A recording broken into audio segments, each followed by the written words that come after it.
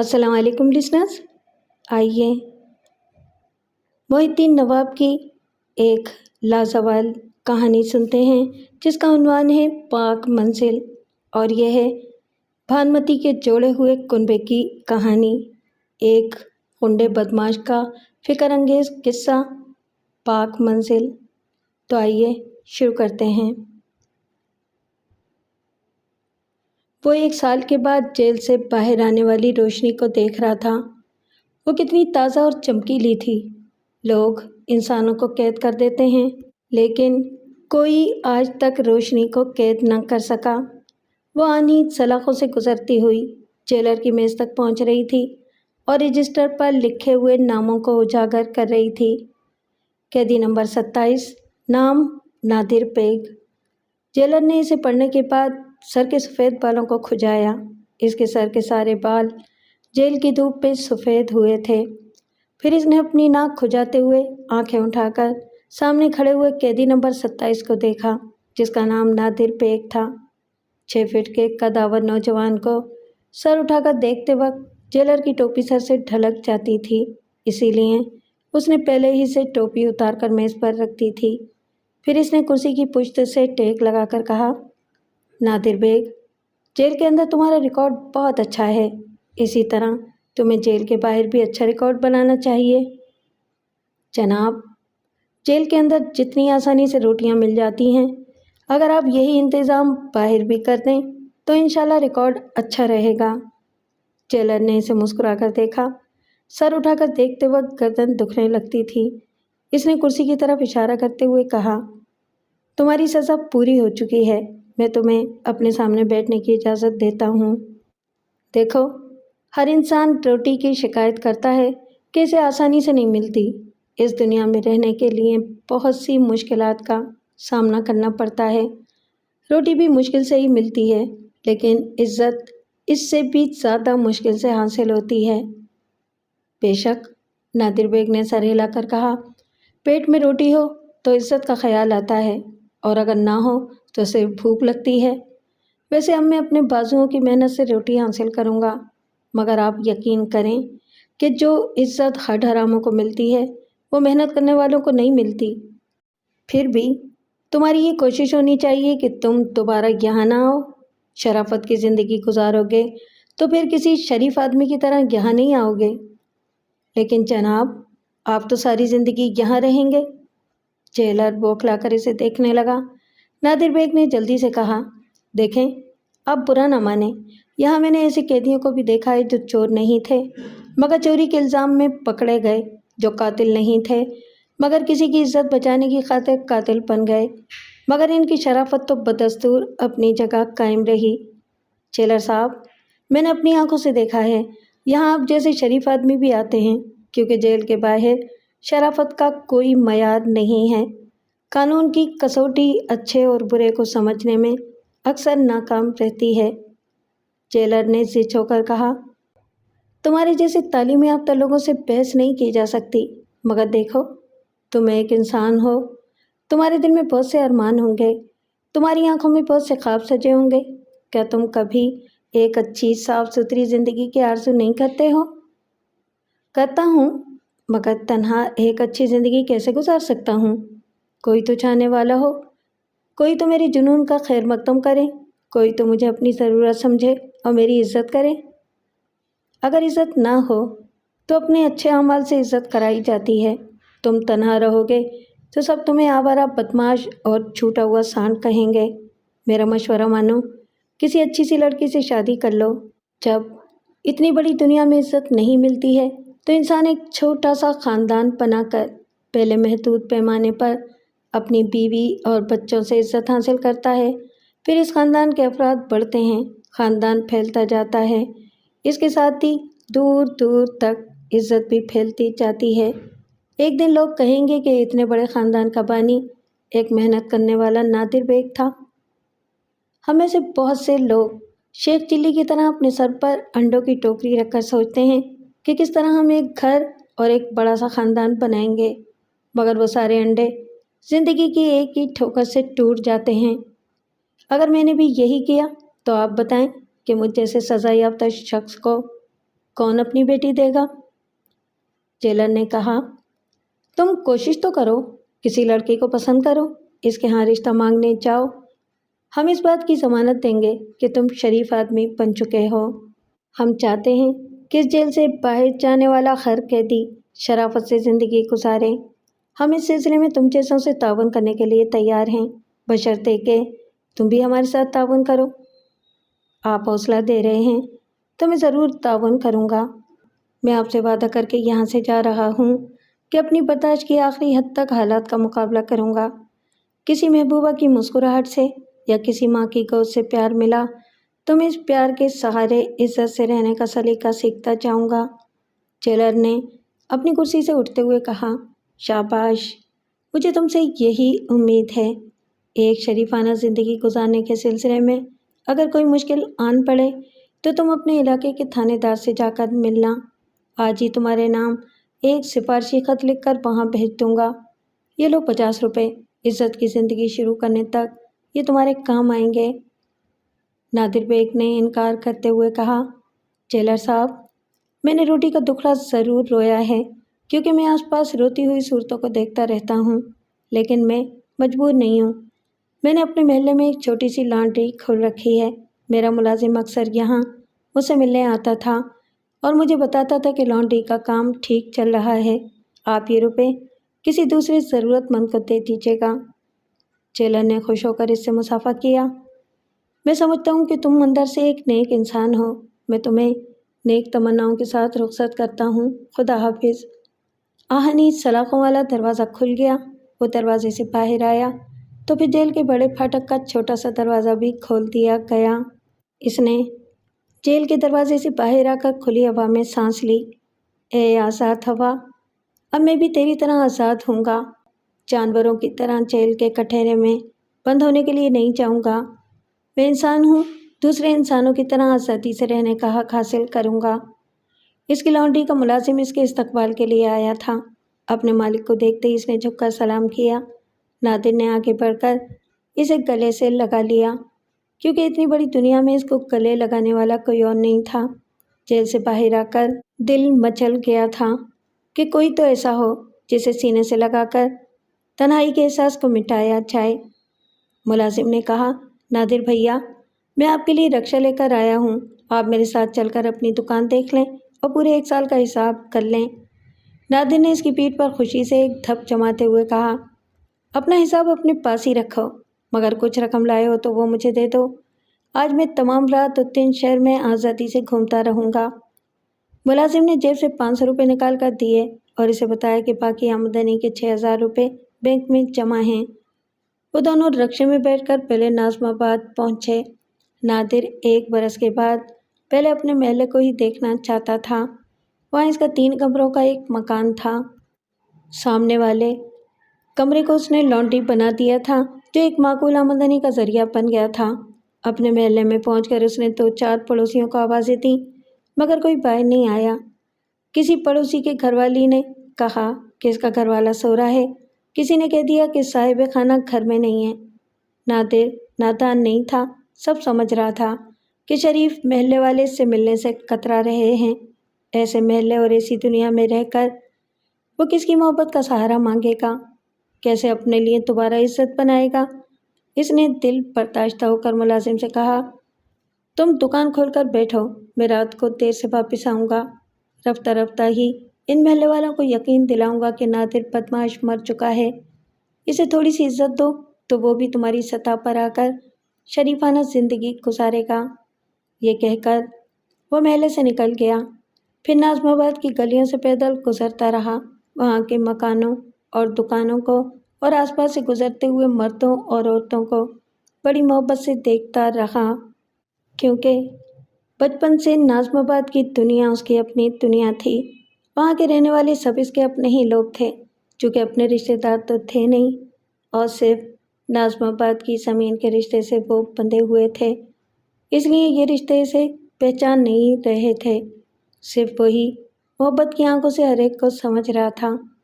इसकी नज़रों के सामने से कितनी ही खूबसूरत लड़कियां गुजरीं। जेलर की बातें याद आईं कि इसे किसी को पसंद करना चाहिए। پھر اسے اپنی دلہن بنا کر ایک نئے خاندان کی ابتدا کرنا چاہیے۔ دنیا کے اسی دستور پر چل کر اسے عزت ملے گی۔ مگر وہ حسینہ کون ہے جو اس کے نصیب میں لکھی ہوئی ہے؟ اس نے کتنی ہی لڑکیوں کو بڑی چاہت سے دیکھا، اکثر لڑکیوں نے تو اس کی طرف دیکھا تک نہیں۔ کچھ لڑکیاں اس پر ایک سرسری سی نظر ڈالتے ہوئے گزر گئیں، جیسے وہ کوئی فٹ پاتھ پر کھڑا ہوا بھکاری ہو۔ ایک لڑکی اس کے قریب سے اپنی ایک سہیلی سے باتیں کرتے ہوئے گزر گئی۔ کیسا وحشی لگ رہا ہے، معلوم ہوتا ہے کہ برسوں سے آئینے میں اپنی شکل نہیں دیکھی ہے۔ اس نے اپنے چہرے پر ہاتھ پھیرا تو داڑھی پڑی ہوئی تھی، لباس پر نظر ڈالی تو 1 برس پرانا ہو چکا تھا، کیونکہ جیل میں جاتے وقت اس کا لباس اتروانے کے بعد قیدیوں کا لباس پہننے کو دیا گیا تھا۔ اس کا وہ لباس محفوظ تھا، آج 1 برس کے بعد اسے رہائی کے وقت پھر پہننے کے لیے مل گیا تھا۔ اس نے ایک دکان کے قریب جا کر آئینے میں اپنا حلیہ دیکھا تو اسے اپنے آپ پر بڑا غصہ آیا۔ وہ آزادی کی خوشی میں بھول گیا تھا کہ آدمی نظر آ رہا ہے یا بندر سے آج تک کسی لڑکی نے محبت نہیں کی۔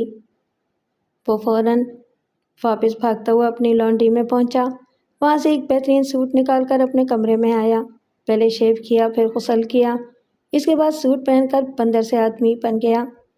اسی وقت پچھلے دروازے پر دستک ہوئی۔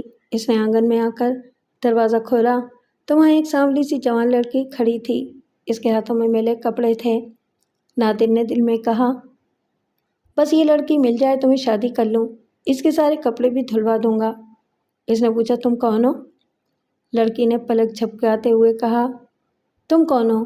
میرے جمن کے مکان میں کیا کر رہے ہو؟ نادر نے کہا، یہ میرا مکان ہے اور جمن میرا ملازم ہے، وہ میری لانڈری میں کام کرتا ہے۔ لڑکی نے ہاتھ نچا کر کہا، ارے جا بابو، لانڈری کا سوٹ پہن کر اس مکان کا مالک بن بیٹھا ہے۔ جمن سے میری بات ہو گئی ہے، وہ میرے سے شادی کرے گا، میرے کو اس مکان میں رکھے گا اور روز میرے کپڑے دھویا کرے گا۔ نادر نے سر کھجاتے ہوئے جمن کو آواز دی، وہ دوڑتا ہوا آیا، پھر لڑکی کو سامنے دیکھ کر ٹھٹک گیا۔ نادر نے پوچھا، ابے یہ کیا حرکت ہے؟ کیا تو شادی کرنے کے بعد اسے میرے مکان میں رکھے گا؟ جمن نے ہچکچاتے ہوئے کہا، ناراض نہ ہونا بھیا، میں نے سوچا تھا کہ اب تو آپ جیل جاتے ہی رہیں گے اور یہ گھر خالی پڑا رہے گا، اس لیے یہ میرے بیوی بچوں کے کام آئے گا۔ نادر نے اس کا ہاتھ پکڑ کر ایک کمرے کی طرف لے جاتے ہوئے کہا، اچھا ادھر آ، تجھے ایک ضروری بات کرنا ہے۔ کمرے میں پہنچ کر اس نے آنگن کی طرف دیکھا کہ کہیں لڑکی آ تو نہیں رہی ہے، مگر وہ اسی طرح دروازے پر کھڑی ہوئی تھی۔ پھر اس نے رازدارانہ انداز میں پوچھا، ابے تو نے یہ لڑکی کیسے پٹا لی؟ جمن نے شرماتے ہوئے کہا، کیا بتاؤں بھیا، ابھی تک یہ سمجھ میں نہیں آیا کہ میں نے اسے پھانسا ہے یا اس نے مجھے پھانس لیا ہے۔ یہ غریب لڑکی ہے، اس کے پاس کپڑوں کی دھلائی کے لیے پیسے نہیں تھے، میں نے مفت دھلوا دیے، تب سے یہ مجھ پر مہربان ہو گئی ہے۔ اگر مہنگائی نہ بڑھتی، اگر دھلائی کا ریٹ نہیں بڑھتا تو یہ مجھ جیسے دھوبی کے بجائے کسی شہزادے کا خواب دیکھتی رہتی۔ نادر آنگن کی طرف دیکھتے ہوئے سوچنے لگا، ہمارے یہاں اتنی مہنگائی بڑھ گئی ہے کہ لڑکیاں اپنے میلے کپڑے دھلوانے کے لیے اپنا آپ پیش کر دیتی ہیں۔ کیوں بے، وہ تیرے پاس اس کمرے میں آتی ہے، کبھی کپڑے دھلوانے کے لیے آتی ہے اور کبھی ہی۔ یہ اس کے شرمانے کا انداز تھا۔ نادر نے اس کی پیٹھ پر تھپ جماتے ہوئے کہا، چل بھاگ یہاں سے، اب اگر وہ شادی سے پہلے یہاں آئے گی تو میں تجھے لانڈری سے نکال دوں گا۔ وہ بھاگتا ہوا پچھلے دروازے کی طرف چلا گیا۔ نادر نے آئینے میں اپنا جائزہ لیتے ہوئے دل میں کہا، میں ایک اجلی، پاکیزہ اور شفاف زندگی کے لیے جیل سے باہر آیا ہوں، مجھے وہ پیار نہیں چاہیے جو لانڈری کے غلیظ کپڑوں میں لپٹ کر آئے۔ میں اپنے دماغ کی لانڈری سے اپنی اس دنیا کی غلاظت دھونے کی کوشش کروں گا، کسی ایسی لڑکی کو اپناؤں گا جو غربت اور مہنگائی کے دھکے کھا کر میرے پاس نہ آئے، بلکہ میں اس کے عورت پن سے متاثر ہو کر اس کی طرف بڑھوں گا۔ میری آئیڈیل ایسی ہی لڑکی ہے۔ وہ مکان سے نکل کر اپنے آئیڈیل کی تلاش میں نکل پڑا، مگر اپنی من پسند لڑکی رستہ چلتے نہیں مل جاتی، وقت کے جوئے شیر کو کھودتے رہنا پڑتا ہے، تب کہیں وہ نہر کسی شیریں کے مکان تک پہنچتی ہے۔ 1 ماہ گزر گیا، اس برات کو شیریں نہ ملی، کیونکہ ملاوٹ کے بازار میں خالص عورت بہت مشکل سے ملتی ہے۔ जेल से रिहा होने के 2 दिन बाद इसे इलाके के थाने में बुलाया गया था। जब वो वहाँ पहुँचा तो थाने के इंचार्ज के पास इसके महल्ले के 4 शरीफ आदमी बैठे हुए थे। इंस्पेक्टर ने नादिर को देखते ही अपनी जगह से उठकर इसे मुसाफा किया तो तमाम शरीफ आदमी इसे हैरानी से देखने लगे, क्योंकि कानून का मुहाफिज एक सज़ा याफ्ता शख्स से इस्तकबाली अंदाज में हाथ मिला रहा था। फिर नादिर को भी सबके बराबर बैठने के लिए कुर्सी दी गई। इंस्पेक्टर ने अपनी जगह बैठते हुए कहा, नादिर, जेल से तुम्हारा रिकॉर्ड मेरे पास पहुंच गया है। इस रिकॉर्ड में जेलर का एक खत भी है जिसमें डीआईजी की सिफारिशी दस्तखत भी शामिल हैं। लिहाजा कभी आधी रात को भी मुझे तुम्हारे काम आना पड़ा तो मैं इनकार नहीं करूँगा। नादिर की आंखें खुशी से भीग गईं। उसने कहा, इंस्पेक्टर साहब, मैं आपका एहसान कभी नहीं भूलूंगा और कभी आपको शिकायत का मौका भी नहीं दूंगा। आपसे मेरी दरख्वास्त है कि कभी मेरे खिलाफ कोई शिकायत आए तो आप मुझे भी अपने तौर पर सफाई पेश करने का मौका देंगे। बेशक, मैंने इसीलिए तुम्हें यहाँ बुलाया है। तुम्हारे महल्ले के ये 4 शरीफ आदमी तुम्हारे खिलाफ कुछ कहने आए हैं। मैंने इनकी ज़बान से तुम्हारा नाम सुनते ही साफ साफ कह दिया कि जिसकी शिकायत की जा रही है पहले इसे सामने बुलाया जाएगा। अब तुम आ गए हो, इसलिए मैं तुम्हारे सामने इनसे पूछता हूँ कि इन्हें तुमसे शिकायत क्या है। एक शरीफ आदमी ने कुर्सी पर पहलू बदलते हुए जरा हिचकिचाते हुए कहा, इंस्पेक्टर साहब, जब कानून नादिर साहब की हिमायत कर रहा है तो फिर हमारी क्या मजाल है कि हम कुछ बोलें। इंस्पेक्टर ने कहा, अगर नादिर की कोई गलती होगी तो कानून इसकी बेजा हिमायत नहीं करेगा। जो कुछ कहना है आप बिला झिझक कहें। दूसरे शरीफ आदमी ने कुर्सी पर सीधे होकर बैठते हुए कहा, हम शरीफ लोग हैं, हमारे घरों में जवान बहू बेटियां हैं। हम चाहते हैं कि हमारे महल्ले में ऐसा कोई शख्स ना रहे जो बीवी बच्चों वाला ना हो और जिसका रिकॉर्ड पहले से ख़राब हो। ऐसे लोगों की मौजूदगी में हम रातों को सुकून से सो नहीं सकते। जी हाँ, तीसरे ने कहा, हमेशा चोरी का खटका लगा रहता है। इंस्पेक्टर ने कहा, आप लोगों को सिर्फ इस बात का डर है कि आपके यहाँ चोरी ना हो जाए। मैं यहाँ के थाने का इंचार्ज हूँ। अभी यहाँ का रजिस्टर खोलकर दिखा सकता हूँ कि 1 साल के दौरान जब नादिर जेल में था तो आपके महल्ले में कितनी चोरियाँ हो चुकी हैं। बहुत से चोर पकड़े गए, जो बाकी बचे वो भी पकड़े जाएंगे। नादिर का इन चोरियों से कोई ताल्लुक़ नहीं है। अगर आप लोग फिर भी नादिर की मौजूदगी में सुकून से क्यों नहीं सो सकते। थोड़ी देर के लिए खामोशी छा गई। शायद वो लोग जवाब सोच रहे थे। इंस्पेक्टर ने कहा, हम पुलिस वाले चोरों और बदमाशों के एक उसूल को अच्छी तरह जानते हैं और तस्लीम भी करते हैं कि कोई चोर या बदमाश अपने महल्ले में चोरी और बदमाशी नहीं करता। एक शरीफ आदमी दूसरे शरीफ आदमी की जेब से कुछ छीन सकता है, मगर एक जेब कुतरा और दूसरे जेब कुतरे की जेब कभी नहीं काटता। बदमाश के दिल में भी थोड़ी बहुत ईमानदारी ज़रूर होती है।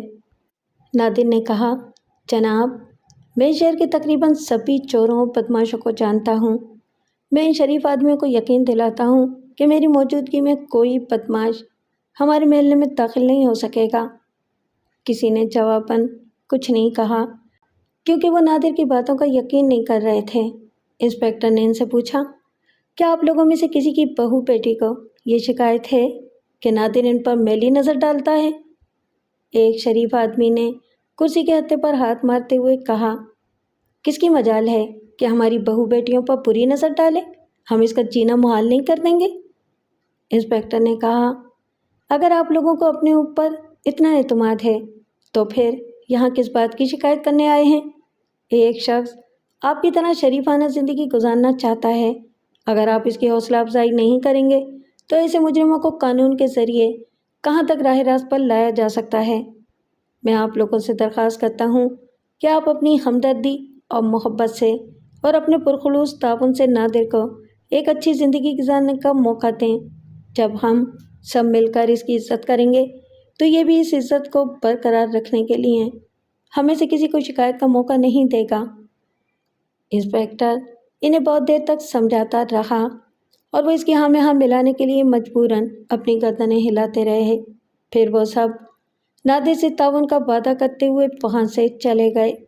इनके जाने के बाद नादिर से इंस्पेक्टर ने कहा, इस दुनिया में अपने लिए एक अच्छा मकाम बनाना बहुत मुश्किल है। हमारे लोग अजीब हैं। किसी को नीचे गिरते देखकर हमदर्दी करते हैं और किसी को ऊपर पहुंचते देखकर मारे हसद के शिकायतें करने बैठ जाते हैं। तुमने कुछ सोचा है कि ऐसे माहौल में अपने लिए किस तरह जगह हासिल कर सकोगे? मुझे जेलर साहब ने मशवरा दिया है कि मैं तन्हा रहूँगा तो सब मुझे आवारा बदमाश कहने लगेंगे। लिहाजा मुझे किसी अच्छी सी लड़की से शादी करके अपना घर बसाना चाहिए, क्योंकि बीवी बच्चों से और एक अच्छे घर से इस समाज में इज्जत मिलती है। इंस्पेक्टर ने तायद में सर हिलाकर कहा, बहुत अच्छा मशवरा है, तुम्हें जल्दी इस पर अमल करना चाहिए। मगर मुझे कौन अपनी बेटी देगा? मैं नहीं चाहता कि कोई अपनी गुर्बत से मजबूर होकर मुझे एक बदमाश समझते हुए भी अपनी बेटी या बहन को मेरे पल्ले बांध दे। मैं दूसरों की मजबूरियों से फ़ायदा उठाकर अपना घर नहीं बसाऊंगा। मैं इसकी तलाश में हूँ जो मुझे मोहब्बत से गले लगाए। ये कहकर वो जाने के लिए उठ गया। इंस्पेक्टर ने इससे रुखसती मुसाफा करते हुए कहा, मेरी नेक तमन्नाएं तुम्हारे साथ हैं। तुम्हें किसी अच्छी लड़की का रिश्ता ज़रूर मिलेगा। इसके बाद नादिर मोहब्बत की तलाश में चल पड़ा, मगर ये बज़ाहिर मुफ्त हासिल होने वाली चीज़ दुनिया में सबसे महंगी है, इसीलिए इसकी तलाश में भटकते रहना पड़ता है। एक माह के बाद इसने हिल पार्क में एक लड़की देखी। अगर सिर्फ वही देखता तो कोई बात नहीं थी। वो देखने के बाद हमेशा की तरह मायूस होकर इसके पास से भी गुजर जाता। लेकिन इस लड़की ने भी इसे देखा था। एक बार देखकर फिर दूसरी बार देखा था। जब तीसरी बार भी देखा तो वो लड़खड़ाकर घास के फर्श पर बैठ गया। ऐसे तो आज तक किसी ने नहीं देखा था। बड़ी मुद्दत के बाद इसके दिल के शिकस्ता दरवाजे पर किसी की निगाहों ने 3 बार दस्तक दी तो वो दरवाज़ा खोलकर घास के फर्श पर बैठ गया।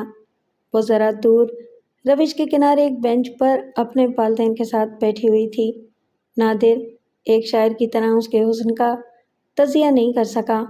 बस इसके लिए इतना ही देख लेना काफ़ी था कि लड़की बहुत खूबसूरत है और इसे 3 बार देख चुकी है। 3 का अदद बहुत अच्छा होता है। अल्लाह ताला 3 बार तौबा कबूल करता है। वो साल के तीसरे महीने की 3 तारीख को पैदा हुआ था। इसके मकान के कमरे 3 थे। वो 3 बार जेल जा चुका था। निकाह में 3 बार कबूलना पड़ता है और ये लड़की भी 3 बार इसे देख चुकी है। थोड़ी देर के बाद वो अपने वालिदैन के साथ वहाँ से उठकर पार्क के रेस्टोरेंट में चली गई थी। नादिर ने भी इसका पीछा किया। फिर वहाँ पहुंचकर एक खाली मेज़ के पास कुर्सी खींचकर बैठ गया। इससे ज़रा दूर एक मेज़ पर वो बैठी हुई इसे फिर देख रही थी। बेरा इसके सामने ठंडी बोतल रख रहा था। इसने बेरे को बुलाकर वैसी एक ठंडी बोतल का आर्डर दिया। जब बोतल उसके सामने आ गई तो इसने देखा कि लड़की मशरूब को एक गिलास में डाल रही है। वो भी अपनी बोतल के मशरूब को एक गिलास में उंडेलने लगा। लड़की ने गिलास उठाकर एक हल्की सी चुस्की ली और फिर गिलास को मेज़ पर रख दिया। लड़की उसकी ये हरकत देखकर अपना दुपट्टा ठीक करने लगी। वो अपना कॉलर दुरुस्त करने लगा। कुछ देर तक ये सिलसिला चलता रहा। वो पीने के लिए गिलास उठाती तो नादिर भी अपना गिलास उठा लेता। एक बार लड़की को अचानक ही छींक आने लगी। इसने आ आ कहकर छींकने के लिए मुंह खोला तो नादिर का भी मुंह खुल गया। लड़की की छींकें असली थीं और नादिर की नकली, मगर दोनों की छींकों से इसे झटके लगे कि दोनों के गिलास हाथों से छूटकर गिर पड़े। रेस्टोरेंट के बेरे और दूसरे लोग हैरानी से इन्हें देखने लगे, क्योंकि दोनों को बैक वक्त चीखने का हादसा पेश आया था। जब बेरे दोनों मेज़ों को साफ करके चले गए तो लड़की का बाप नादिर के पास आकर एक कुर्सी पर बैठ गया।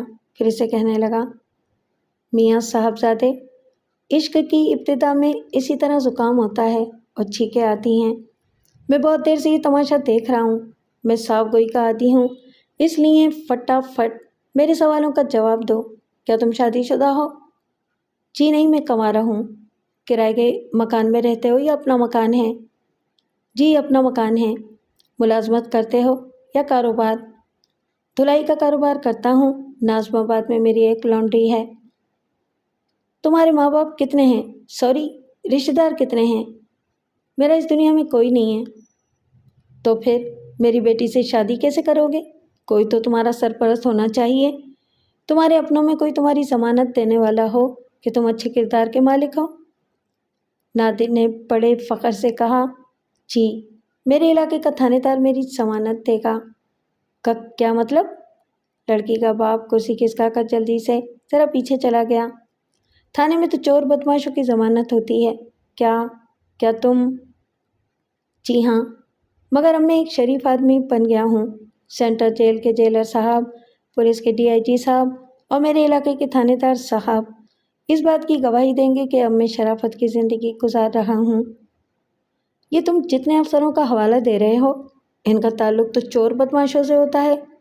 तुम यकीनन सज़ा याफ्ता हो, इसीलिए इनसे जान पहचान हो गई है, वरना कोई शरीफ आदमी ऐसे अफसरों की ज़मानत नहीं दिलवाता। देखिए जनाब, आपको मेरे साथ नेकी करनी चाहिए। मैं आप जैसे शरीफ आदमी की बेटी से शादी करके इज्जत की ज़िंदगी गुजारना चाहता हूँ। अरे तो मेरी बेटी का क्या जुर्म है कि मैं इसे तुम्हारे साथ ब्याह कर बेइज्जत करूँ? बस खबरदार, अब मेरी बेटी का जिक्र अपनी ज़बान पर न लाना, इसकी तरफ नज़र उठाकर भी न देखना और न ही इसका पीछा करना, वरना मैं थाने में जाकर तुम्हारी शिकायत करूँगा। ये धमकी देकर बूढ़ा अपनी बेटी के पास चला गया। वहाँ उसने अपना बिल अदा किया, फिर अपनी बेटी और बीवी को लेकर इसे घूरता हुआ वहाँ से चला गया। बस इतनी ही धमकी काफ़ी थी कि थाने में इसके खिलाफ रिपोर्ट पहुँचाई जाएगी। अब वो इस लड़की का पीछा करके अपना रिकॉर्ड ख़राब नहीं करना चाहता था। हाय वो खूबसूरत लड़की जैसे मोहब्बत से देख रही थी, नफरत से छीन ली गई थी।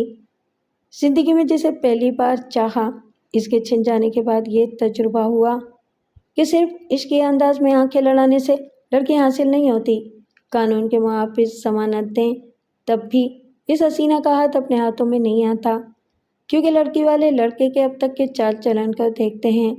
अगर वो सज़ा याफ्ता है तो फिर ये कौन यकीन कर सकता है या यकीन दिला सकता है कि शादी के बाद इस लड़के का चाल चलन ठीक हो जाएगा। सीधी सी बात है कि सभी लड़की वाले तालीम याफ्ता और आमदनी याफ्ता लोगों को पूछते हैं और सज़ा याफ्ता पे थूकते भी नहीं। वो कई दिनों तक इस लड़की के फिराक में आए हैं भरता रहा। कई बार इस पार्क में गया कि दूरी से छुपकर इसे एक नज़र देख ले, मगर वो फिर कभी पार्क में नज़र नहीं आई। शायद इसके माँ बाप ने वहाँ इसलिए जाना छोड़ दिया था कि अब इस पार्क में एक सज़ा याफ्ता आया करता था। इसने आहिस्ता आहिस्ता अपने दिल को समझा लिया कि वह हसीना इंतकाल फरमा गई है, इसीलिए नज़र नहीं आती। मरने वाली पर ज़िंदगी भर आंसू बहाना दानिशमंदी नहीं है। 3 माह के बाद फिर एक लड़की टकरा गई। सचमुच टकरा गई, क्योंकि शहर में हंगामे हो रहे थे। पुलिस लाठी चार्ज कर रही थी और वो अंधाधुंध भागती हुई इससे आकर टकरा गई और बदहवासी में कहने लगी, मम मुझे बचाओ, मुझे बचाओ। मैंने किसी इनकलाबी तहरीक में हिस्सा नहीं लिया। ये पुलिस वाले मुझे पकड़ कर ले जाएंगे, मुझे बचाओ। वो इसका बाजू थाम कर इसे खींचता हुआ एक गली में घुस गया। वो चारों तरफ के हंगामों को भूल गया। एक गली से दूसरी गली में मुड़ता हुआ, फिर तीसरी गली से गुजरता हुआ बार बार इसके सामने से नमकीन चेहरे को देखता था। चौथी गली में पहुंचकर वो एक मकान के सामने रुक गई और फिर हाँफती हुई बोली, आपका बहुत बहुत शुक्रिया, मेरा घर आ गया। आप बहुत अच्छे हैं, आपने मेरी जान बचाई है। मैं आपका ये एहसान कभी नहीं भूलूंगी। नादिर ने सोचा कि बातों के ज़रिए इसे थोड़ी देर तक रोकना चाहिए। ये सोचकर उसने जल्दी से कहा, इसमें एहसान की क्या बात है? तुम इतनी अच्छी हो कि मैं तुम्हारे लिए जान की बाजी लगा सकता हूँ। चाहो तो आजमा लो। लड़की ने चौंक कर सर उठाया, फिर नादिर से नज़रें मिलते ही जल्दी से सर झुका लिया। इसके रुखसारों की शर्मीली रंगत बता रही थी कि ज़िंदगी में पहली बार कोई इसके लिए जान की बाजी लगाने वाला आया है। वो खामोशी से पलटकर अपने मकान के बरामदे की तरफ जाने लगी। तुम अपनी मंजिल पर पहुंच गईं। अब मैं न जाने कहाँ भटकता रहूँगा। बाहर हंगामे हो रहे हैं, हो सकता है कि फिर पुलिस के डंडों का सामना हो जाए।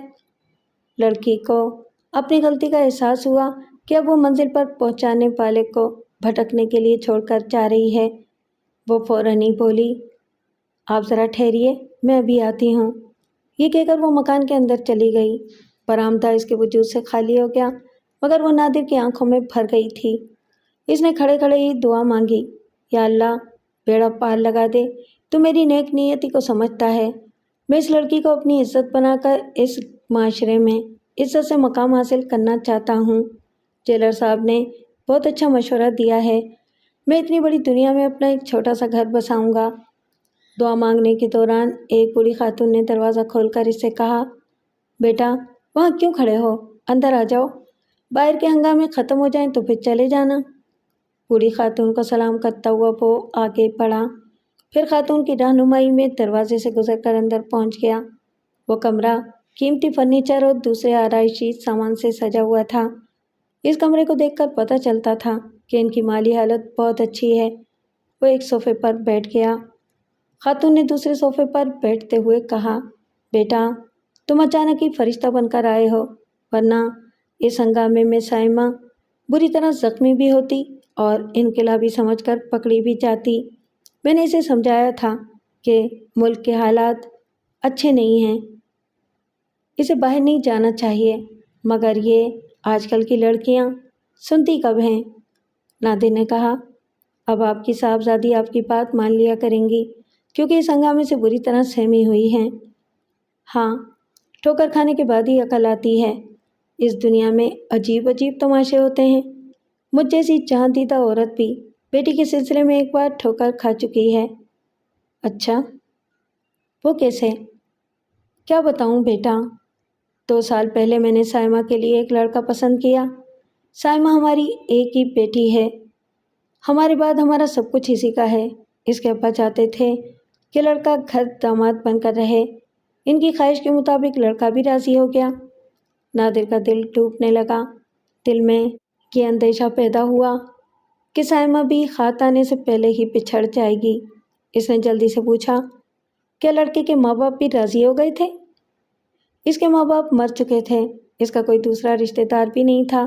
हमने सोचा कि तन्हा लड़का है, दामाद बनकर आएगा तो हम हमेशा इसे बेटे की तरह चाहेंगे, इसलिए हमने साइमा से इसकी शादी कर दी। नादिर ने मायूसी से पूछा, अच्छा, साइमा की शादी हो चुकी है? बस नाम की शादी हुई थी बेटा। वो तो सुहाग रात को ही मेरी बेटी के कमरे में आया। मेरी बेटी क्या जानती थी कि इसके दिल में क्या है। इसने साइमा को समझाया कि दूल्हा अपने हाथों से दुल्हन के जेवरात उतारता है। इसने जेवरात उतारने की रस्म पूरी कर ली। रूनुमाई की रस्म में जितने रुपए मिले वो तमाम रुपए और जेवरात समेट कर खिड़की के रास्ते से भाग गया। ये बदनसीब लड़की घूंघट में मुंह छुपाए बैठी रही। सुबह अज़ान होने तक इंतज़ार करती रही कि इसका दूल्हा फिर इसके पास आकर और घूंघट उठाकर इसे देखेगा। सुबह मैंने दरवाजे पर दस्तक दी तो इसे होश आया, मगर उस वक्त तक सब कुछ लुट चुका था। खुदा का शुक्र है कि मेरी बेटी सुहागन बनने के बावजूद कंवारी है। इसकी इज्जत महफूज रह गई। नादिर सर झुकाकर सोचने लगा। सोचने की बात यह थी कि वो भी इस दुनिया में अकेला था और इससे पहले इस दुनिया का एक और अकेला आदमी साइमा को और इसके वालिदैन को ज़बरदस्त चरखा देकर चला गया था। खातून कह रही थी, अल्लाह के फजल से हमारे पास रुपए पैसे की कमी नहीं है। हमें इस बात का अफसोस नहीं है कि जिस पर भरोसा किया वो कमज़र्फ निकला। मगर साइमा कुछ अरसे तक पागल सी हो गई थी। इसके दिल को ज़बरदस्त सदमा पहुंचा था। 1 साल बाद हमने एक बड़े आलिम से रुजू किया। इन्हें साइमा के हालात बताए तो उन्होंने कहा कि निकाह के बाद मर्द हामिद बनने के बजाय चोर बनकर आए, अपनी मनकुहा का मुंह तक न देखे, फिर साल भर तक इसके नान और नफ़के की जिम्मेदारियां कबूल न करे तो ऐसी सूरत में तलाक हो जाती है। हम साइमा की शादी अब दूसरी जगह कर सकते हैं। ए बेटा, मैं तो बात ही किए जा रही हूँ, तुम्हें एक प्याली चाय को भी ना पूछा। ठहरो, मैं अभी आती हूँ। वो चाय लाने के लिए गई तो नादिर को सोचने का मौका मिल गया। बार बार साइमा की सूरत इसकी आंखों के सामने आती थी। वो सोच रहा था कि जो शख्स इतनी खूबसूरत और भोली भाली लड़की को दुल्हन बनाकर इसका घूंघट उठाए बगैर और इसे देखे बगैर थोड़े से जेवरात चुरा कर ले गया है, इससे ज़्यादा अहमक और बदनसीब और कोई नहीं हो सकता। वो साइमा के साथ अज़दवाजी ज़िंदगी गुजारता तो इसे खूबसूरत बीवी भी मिलती और वो इज़्ज़त की ज़िंदगी भी गुजारता रहता। जो लोग इज़्ज़त को कुछ नहीं समझते वही मुट्ठी भर रुपए चुरा कर खुश हो जाते हैं। थोड़ी देर बाद सायमा एक ट्रे में चाय लेकर आई और इसके सामने सोफे पर बैठकर प्याली में चाय उंडेलने लगी। इसी दौरान इसे सायमा को जी भर कर देखने का मौका मिल गया। बड़ी मनमोहनी सी सूरत थी। हाथ बढ़ाकर गर्म प्याली उठाने के बजाय इसके हया से तपते हुए चेहरे को हाथों में लेने को जी चाहता था, मगर इसे चाय की प्याली उठानी पड़ी। थोड़ी देर बाद वो उठकर चली गई क्योंकि इसकी वालदा आ गई थी। उन्होंने सायमा की जगह बैठते हुए पूछा, बेटा तुम कहाँ रहते हो? वो बताने लगा कि नाज़िमाबाद में इसका 3 कमरों का ज़ाती मकान है। इसी जगह इसने एक लॉन्ड्री खोल रखी है। खातून ने पूछा, क्या तुम्हारे वालिदैन तुम्हारे साथ रहते हैं? जी हाँ। इसकी ज़बान से एक झूठ बात निकल गई। इससे पहले इसके दिमाग में ये बात नहीं आई थी, मगर हालात के पेश नज़र झूठ खुद ब खुद इसकी ज़बान से निकल गया। शायद इसलिए कि वो खुद को इस दुनिया में तन्हा बताकर माँ बेटी की नज़रों में मशकूक होना नहीं चाहता था। घर में और कौन कौन है? इसके दिमाग ने मज़ीद झूठ बोलने पर उकसाया कि सिर्फ माँ बाप का जिक्र करने से काम नहीं चलेगा, दूसरों के भाई बहन भी तो हुआ करते हैं। एक बहन और एक भाई है। और बीवी बच्चे? जी अभी मेरी शादी नहीं हुई। अच्छा। खातून खामोश होकर सर हिलाने लगी। कहीं रिश्ते की बात चल रही होगी? जी नहीं, कहीं लड़की पसंद आती है तो मैं ये सोचकर रिश्ता नहीं मांगता कि वो इनकार ना कर दें। ए बेटा, कैसी बातें करते हो? लड़की वाले तो एक टांग पर खड़े रहते हैं कि कोई रिश्ता मांगने आए तो जल्दी से ये बोझ उतार दें। नादिर ने हिचकिचाते हुए कहा, देखिए आपकी बातों से मुझे हौसला मिल रहा है। क्या मैं आपकी बेटी का रिश्ता मांग सकता हूँ? उन्होंने हंसते हुए कहा, ए बेटा तुम तो बड़े जल्दबाज निकले। तुम्हें ऐसी बातें नहीं करना चाहिए। तुम दस्तूर के मुताबिक अपने वालिदैन को यहाँ भेजो। मैं इनसे मिलूंगी, कुछ सोचूंगी, कुछ समझूंगी, फिर जवाब दूंगी। नादिर का मुंह लटक गया। वो सायमा को हासिल करने के लिए अपने मुर्दा वालिदैन को कैसे ज़िंदा कर सकता था? उसने झूठ बोलते वक्त इतनी दूर तक सोचा नहीं था कि रिश्ते की बात अगर चलेगी तो पहले अपने माँ बाप को पैदा करना ज़रूरी होगा। खातून ने पूछा, तुम किस सोच में पड़ गए हो? मालूम होता है कि तुम्हारे माँ बाप राज़ी नहीं होंगे। उसने जल्दी से कहा, जी नहीं, ऐसी कोई बात नहीं है। मेरी पसंद मेरे वालिदैन की पसंद होती है, मगर असल बात यह है कि मेरे वालिदैन नहीं हैं। क्या मतलब? खातून ने चौंक कर पूछा, क्या अभी तुम मुझसे झूठ कह रहे थे? तुम आजकल के छोकरे लड़की वालों को इस तरह धोखा क्यों देते हो? नादिर ने समझ लिया कि बाजी हाथ से जा रही है। इस तरह तो वो कभी किसी लड़की को हासिल नहीं कर सकेगा। इसने फौरन ही संभल कर कहा, आप गलत समझ रही हैं।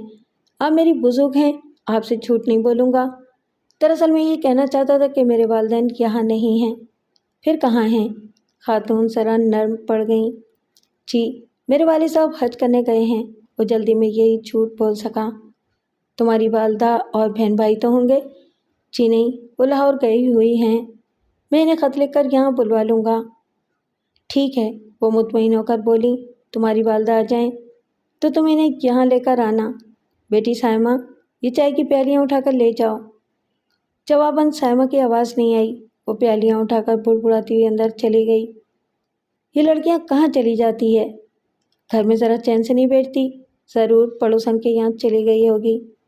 नादिर ने अपनी जगह से उठते हुए कहा, अब मुझे इजाज़त दीजिए। मेरा ख्याल है कि बाहर हंगामे ख़त्म हो चुके होंगे। खातून ने वापस आकर कहा, अच्छा बेटा, संभल कर जाओ, खुदा तुम्हारा निगहबान हो। अपनी वालदा को ज़रूर लेकर आना। वो बड़े अदब से सलाम करके मकान से बाहर आ गया। बाहर आते वक्त वो कुछ उदास सा था क्योंकि सायमा पर अलविदाई नज़र न डाल सका था, लेकिन इसकी उदासी थोड़ी देर की थी। जब वो आगे बढ़ा तो 2 घर के बाद तीसरे घर के दरवाजे पर सायमा खड़ी हुई थी। इसे देखते ही वो खुशी से खिल गया। वो धीरे से बोली, मुझे डर लग रहा है, ज़रा संभल कर जाइएगा।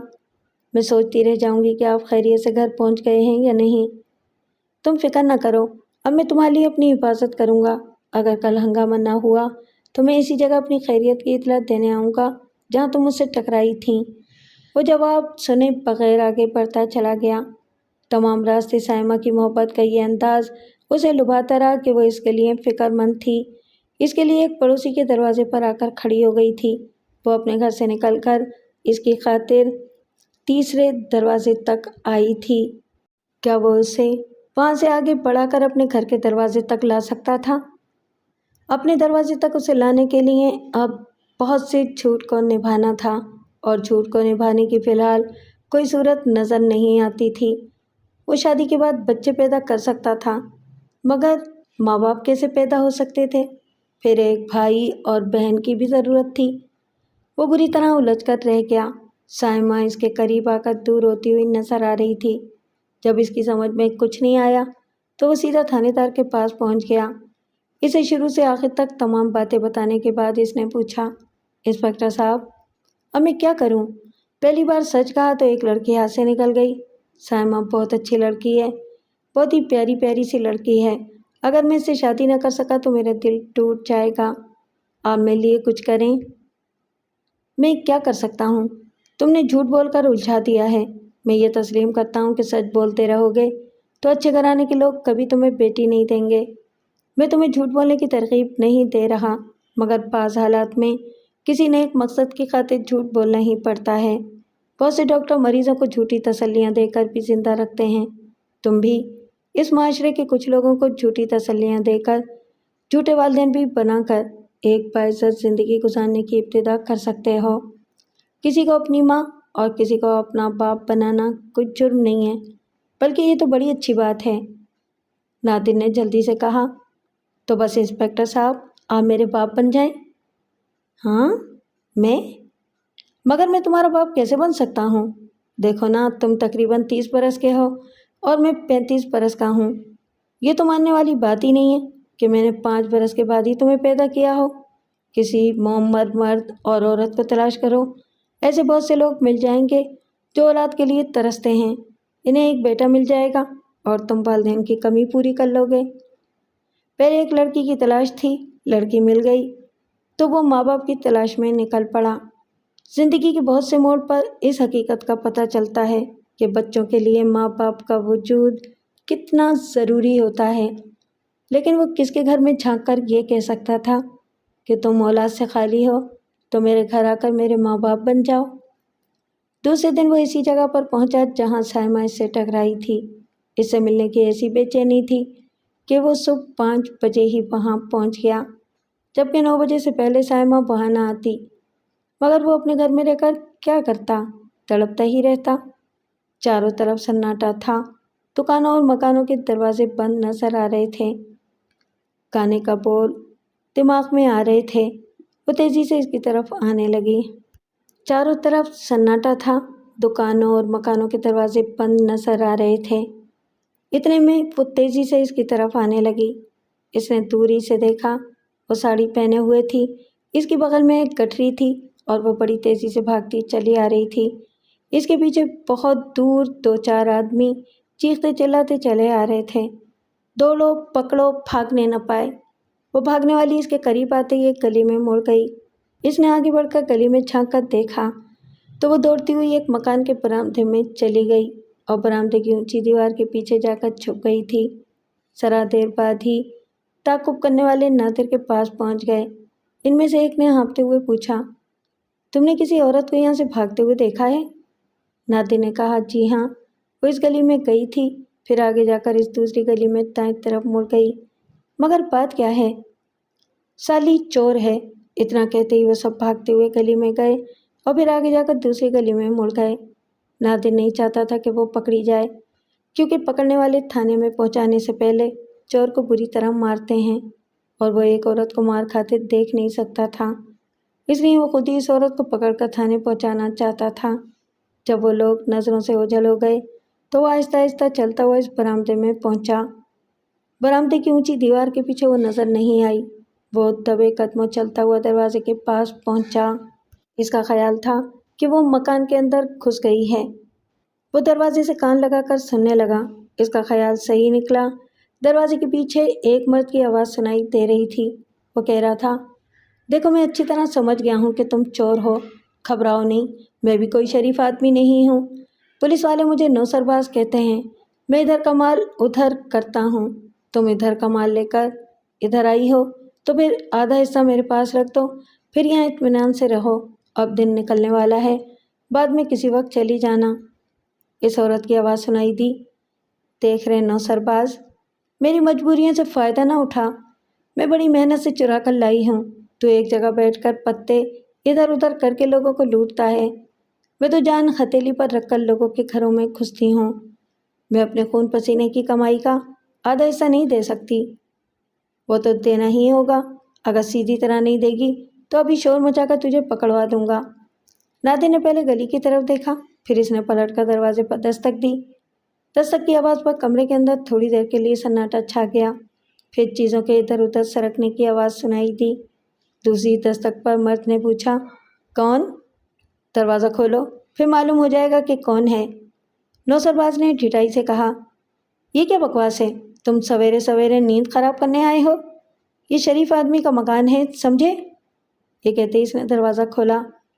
نادر اسے دھکا دے کر پیچھے ہٹاتے ہوئے کمرے میں آیا، پھر دروازے کو اندر سے بند کرتے ہوئے بولا، اچھا تم شریف آدمی ہو، وہ شریف عورت کہاں ہے؟ نوسرباز نے کہا، تم کس عورت کا پوچھ رہے ہو؟ دوسرے کمرے میں تو میری بیوی ہے، وہ پردہ کرتی ہے، تم یہاں کس لیے آئے ہو؟ نادر نے کہا، اس لیے آیا ہوں کہ اب اس مال میں سے 3 حصے ہوں گے، زیادہ بحث کرو گے تو میں تمہیں اور تمہاری گھر والی کو تھانے لے جاؤں گا، چوری کا مال اسی کمرے میں سے برآمد ہو سکتا ہے۔ وہ خوشامد پر اتر آیا، ہی، تم اپنے ہی آدمی معلوم ہوتے ہو، تم سے کیا جھگڑا کرنا؟ پھر اس نے دوسرے کمرے کی طرف دیکھتے ہوئے کہا، اے بڑی بھی، یہاں آ جا، یہ اپنی ہی برادری کا آدمی ہے۔ اس کی بات ختم ہوتے ہی وہ عورت دوسرے کمرے کے دروازے پر نظر آئی، اس کے چہرے پر ہلکی ہلکی جھریاں تھیں، سر کے بال سفید ہو چکے تھے۔ وہ دونوں ہاتھ کمر پر رکھ کر بولی، ارے او بڈھے، تو نے مجھے بڑی بھی کیوں کہا؟ بڑی ہوگی تیری ماں، تیری بہن، ایک تو آدھا حصہ مانگتا ہے اور اوپر سے میری بے عزتی کرتا ہے۔ بوڑھے نوسرباز نے کہا، ارے جھگڑا کیوں کرتی ہو؟ تیری آواز باہر جائے گی تو کوئی چوتھا حصہ دار بھی آ جائے گا۔ یہ کہہ کر اس نے چارپائی کے نیچے سے گٹھری نکال لی، پھر اسے کھولنے لگا۔ کھلنے والی گٹھری میں سونے کے زیورات، ایک چھوٹا سا ٹرانسسٹر، ایک ٹائم پیس اور مسی کاجل اور پاؤڈر نظر آ رہے تھے۔ نوسرباز نے کہا، عورت چوری کرتے وقت بھی اپنی جوانی کو برقرار رکھنے کا سامان ضرور تلاش کرتی ہے۔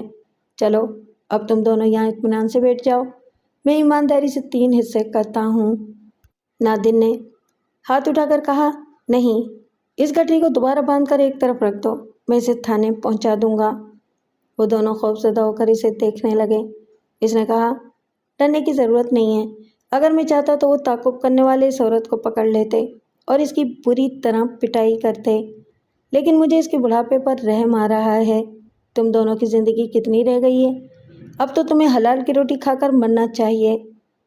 نوسرباز نے کہا، برخوردار، حلال کے پیسوں سے روٹی خریدو تو وہ پیسے حرام میں جاتے ہیں، کیونکہ اس روٹی کے آٹے میں بھوسی ٹکڑوں کا برادہ ملا ہوتا ہے، حلال کے پیسے بھی ضائع جاتے ہیں۔ اس دنیا میں کون ایماندار خالص آدمی ہے؟ بڑے میاں، تقریر تو میں بھی کر سکتا ہوں، لمبی چوڑی بحث کرنے کے بجائے ہمیں ایک اصول پر چلنا چاہیے کہ ہم بے ایمانوں کی اس دنیا میں جس حد تک ایماندار بن کر رہ سکتے ہیں اس حد تک اپنی کوشش جاری رکھیں گے۔ دوسروں پر کیچڑ اچھالنے سے پہلے ہمیں اپنی اصلاح کرنا چاہیے۔ بوڑھی عورت نے ہاتھ نچا کر تیز آواز میں کہا، ارے تو جوان ہے اس لیے ایسی باتیں کر رہا ہے، میری طرح دنیا کی ٹھوکریں کھا کر تجربہ حاصل کرے گا، تب تیری سمجھ میں آئے گا کہ مجھ جیسی عورت بھی اس طرح چوریاں کرنے پر مجبور ہو جاتی ہے۔ نوسرباز نے کہا، نوجوان، تم اپنی باتوں سے بہت ایماندار نظر آتے ہو، مگر باتوں سے ہوتا کچھ نہیں۔ اگر ہم یہ کہیں کہ ہم بوڑھوں کے پاس عزت سے زندگی گزارنے کے ذرائع نہیں ہیں تو کیا ہمیں عزت سے روٹی اور کپڑا دے سکتے ہو؟ ہاں، دے سکتا ہوں۔ تم دونوں مجھے نادان اور نہ تجربے کار نہ سمجھو، میں 3 بار جیل جا چکا ہوں۔ اچھا؟ خوشی سے دونوں کی 25 ہی نکل آئی، کیونکہ دونوں کے پورے 32 دانت نہیں تھے۔ مگر میں اب عزت کی زندگی گزارنے کا عہد کر چکا ہوں۔ اگر یہ عزت کی زندگی تھوڑا سا جھوٹ بول کر حاصل ہو سکتی ہے تو میں اسے ضرور حاصل کروں گا۔ شریفوں کے اونچے گھرانوں میں کوئی مجھے بیٹا کہہ کر گلے سے لگانے والا نہیں ہے، لہٰذا میں رشتوں کا نوسرباز بن کر پوچھتا ہوں، کیا تم میرے باپ بننا پسند کرو گے؟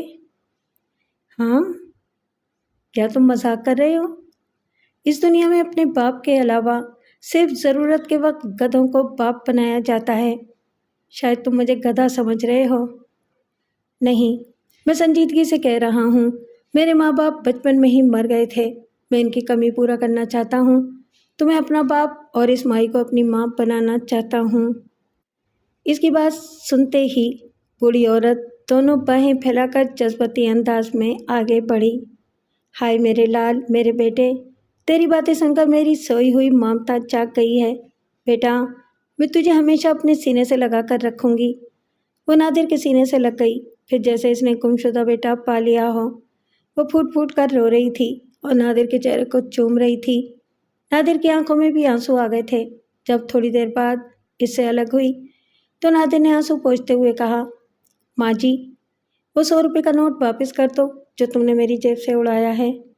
نوسرباز نے حیرانی سے اسے دیکھتے ہوئے کہا، اری، تو تو بڑی پکی نکلی، بیٹا بنا کر بھی جیب کاٹ لی۔ میں نے ایسے لوگ بھی دیکھے ہیں جو ماں بنا کر گلا کاٹ لیتے ہیں۔ ماں جی نے بڑے درد بھرے لہجے میں کہا، میں نے تو صرف جیب کاٹی ہے۔ لو بیٹے، اپنا نوٹ واپس لے لو۔ دوسری ماؤں کی زبانیں بیٹا کہنے کے لیے ترستی ہیں اور میری انگلیاں کسی کی جیب میں جانے کے لیے بے چینی سے لرزتی ہیں۔ اس نے 100 روپے کا نوٹ آگے بڑھا دیا۔ نادر نے دونوں ہاتھوں سے اس کے ہاتھوں کو تھامتے ہوئے کہا، اسے رکھ لو ماں جی، بیٹے کی کمائی میں ماں باپ کا حق ہوتا ہے اور میں اپنی خوشی سے دے رہا ہوں۔ ماں جی کی آنکھوں میں اس بار جو آنسو آئے وہ مگر مچ کے نہیں تھے۔ وہ ایک ایسی ماں کی طرح رو رہی تھی جسے ایک دیانت دار بیٹا مل گیا ہو۔ نادر نے گٹھی اٹھا کر کہا، اب ہم تھانے جائیں گے۔ تم دونوں مجھ پر بھروسہ کرو، جب میں نے تمہیں ماں اور باپ بنایا ہے تو بھی تم پر آنچ نہیں آنے دوں گا۔ ان دونوں کو مجبوراً اس کے ساتھ جانا پڑا۔ وہ سمجھ رہے تھے کہ ماں باپ کا رشتہ بڑا مہنگا پڑ رہا ہے۔ انہوں نے آج تک کوئی ایسا بیٹا نہیں دیکھا تھا جو ماں باپ کو تھانے لے جاتا ہو۔ نادر نے تھانے پہنچ کر وہاں کے انچارج کو ساری باتیں بتاتے ہوئے کہا، انسپکٹر صاحب، بڑی تلاش کے بعد یہ ماں باپ ملے ہیں۔ میں ان دونوں کو شریفانہ زندگی گزارنے پر مجبور کر دوں گا اور یہ دونوں مجبور ہیں۔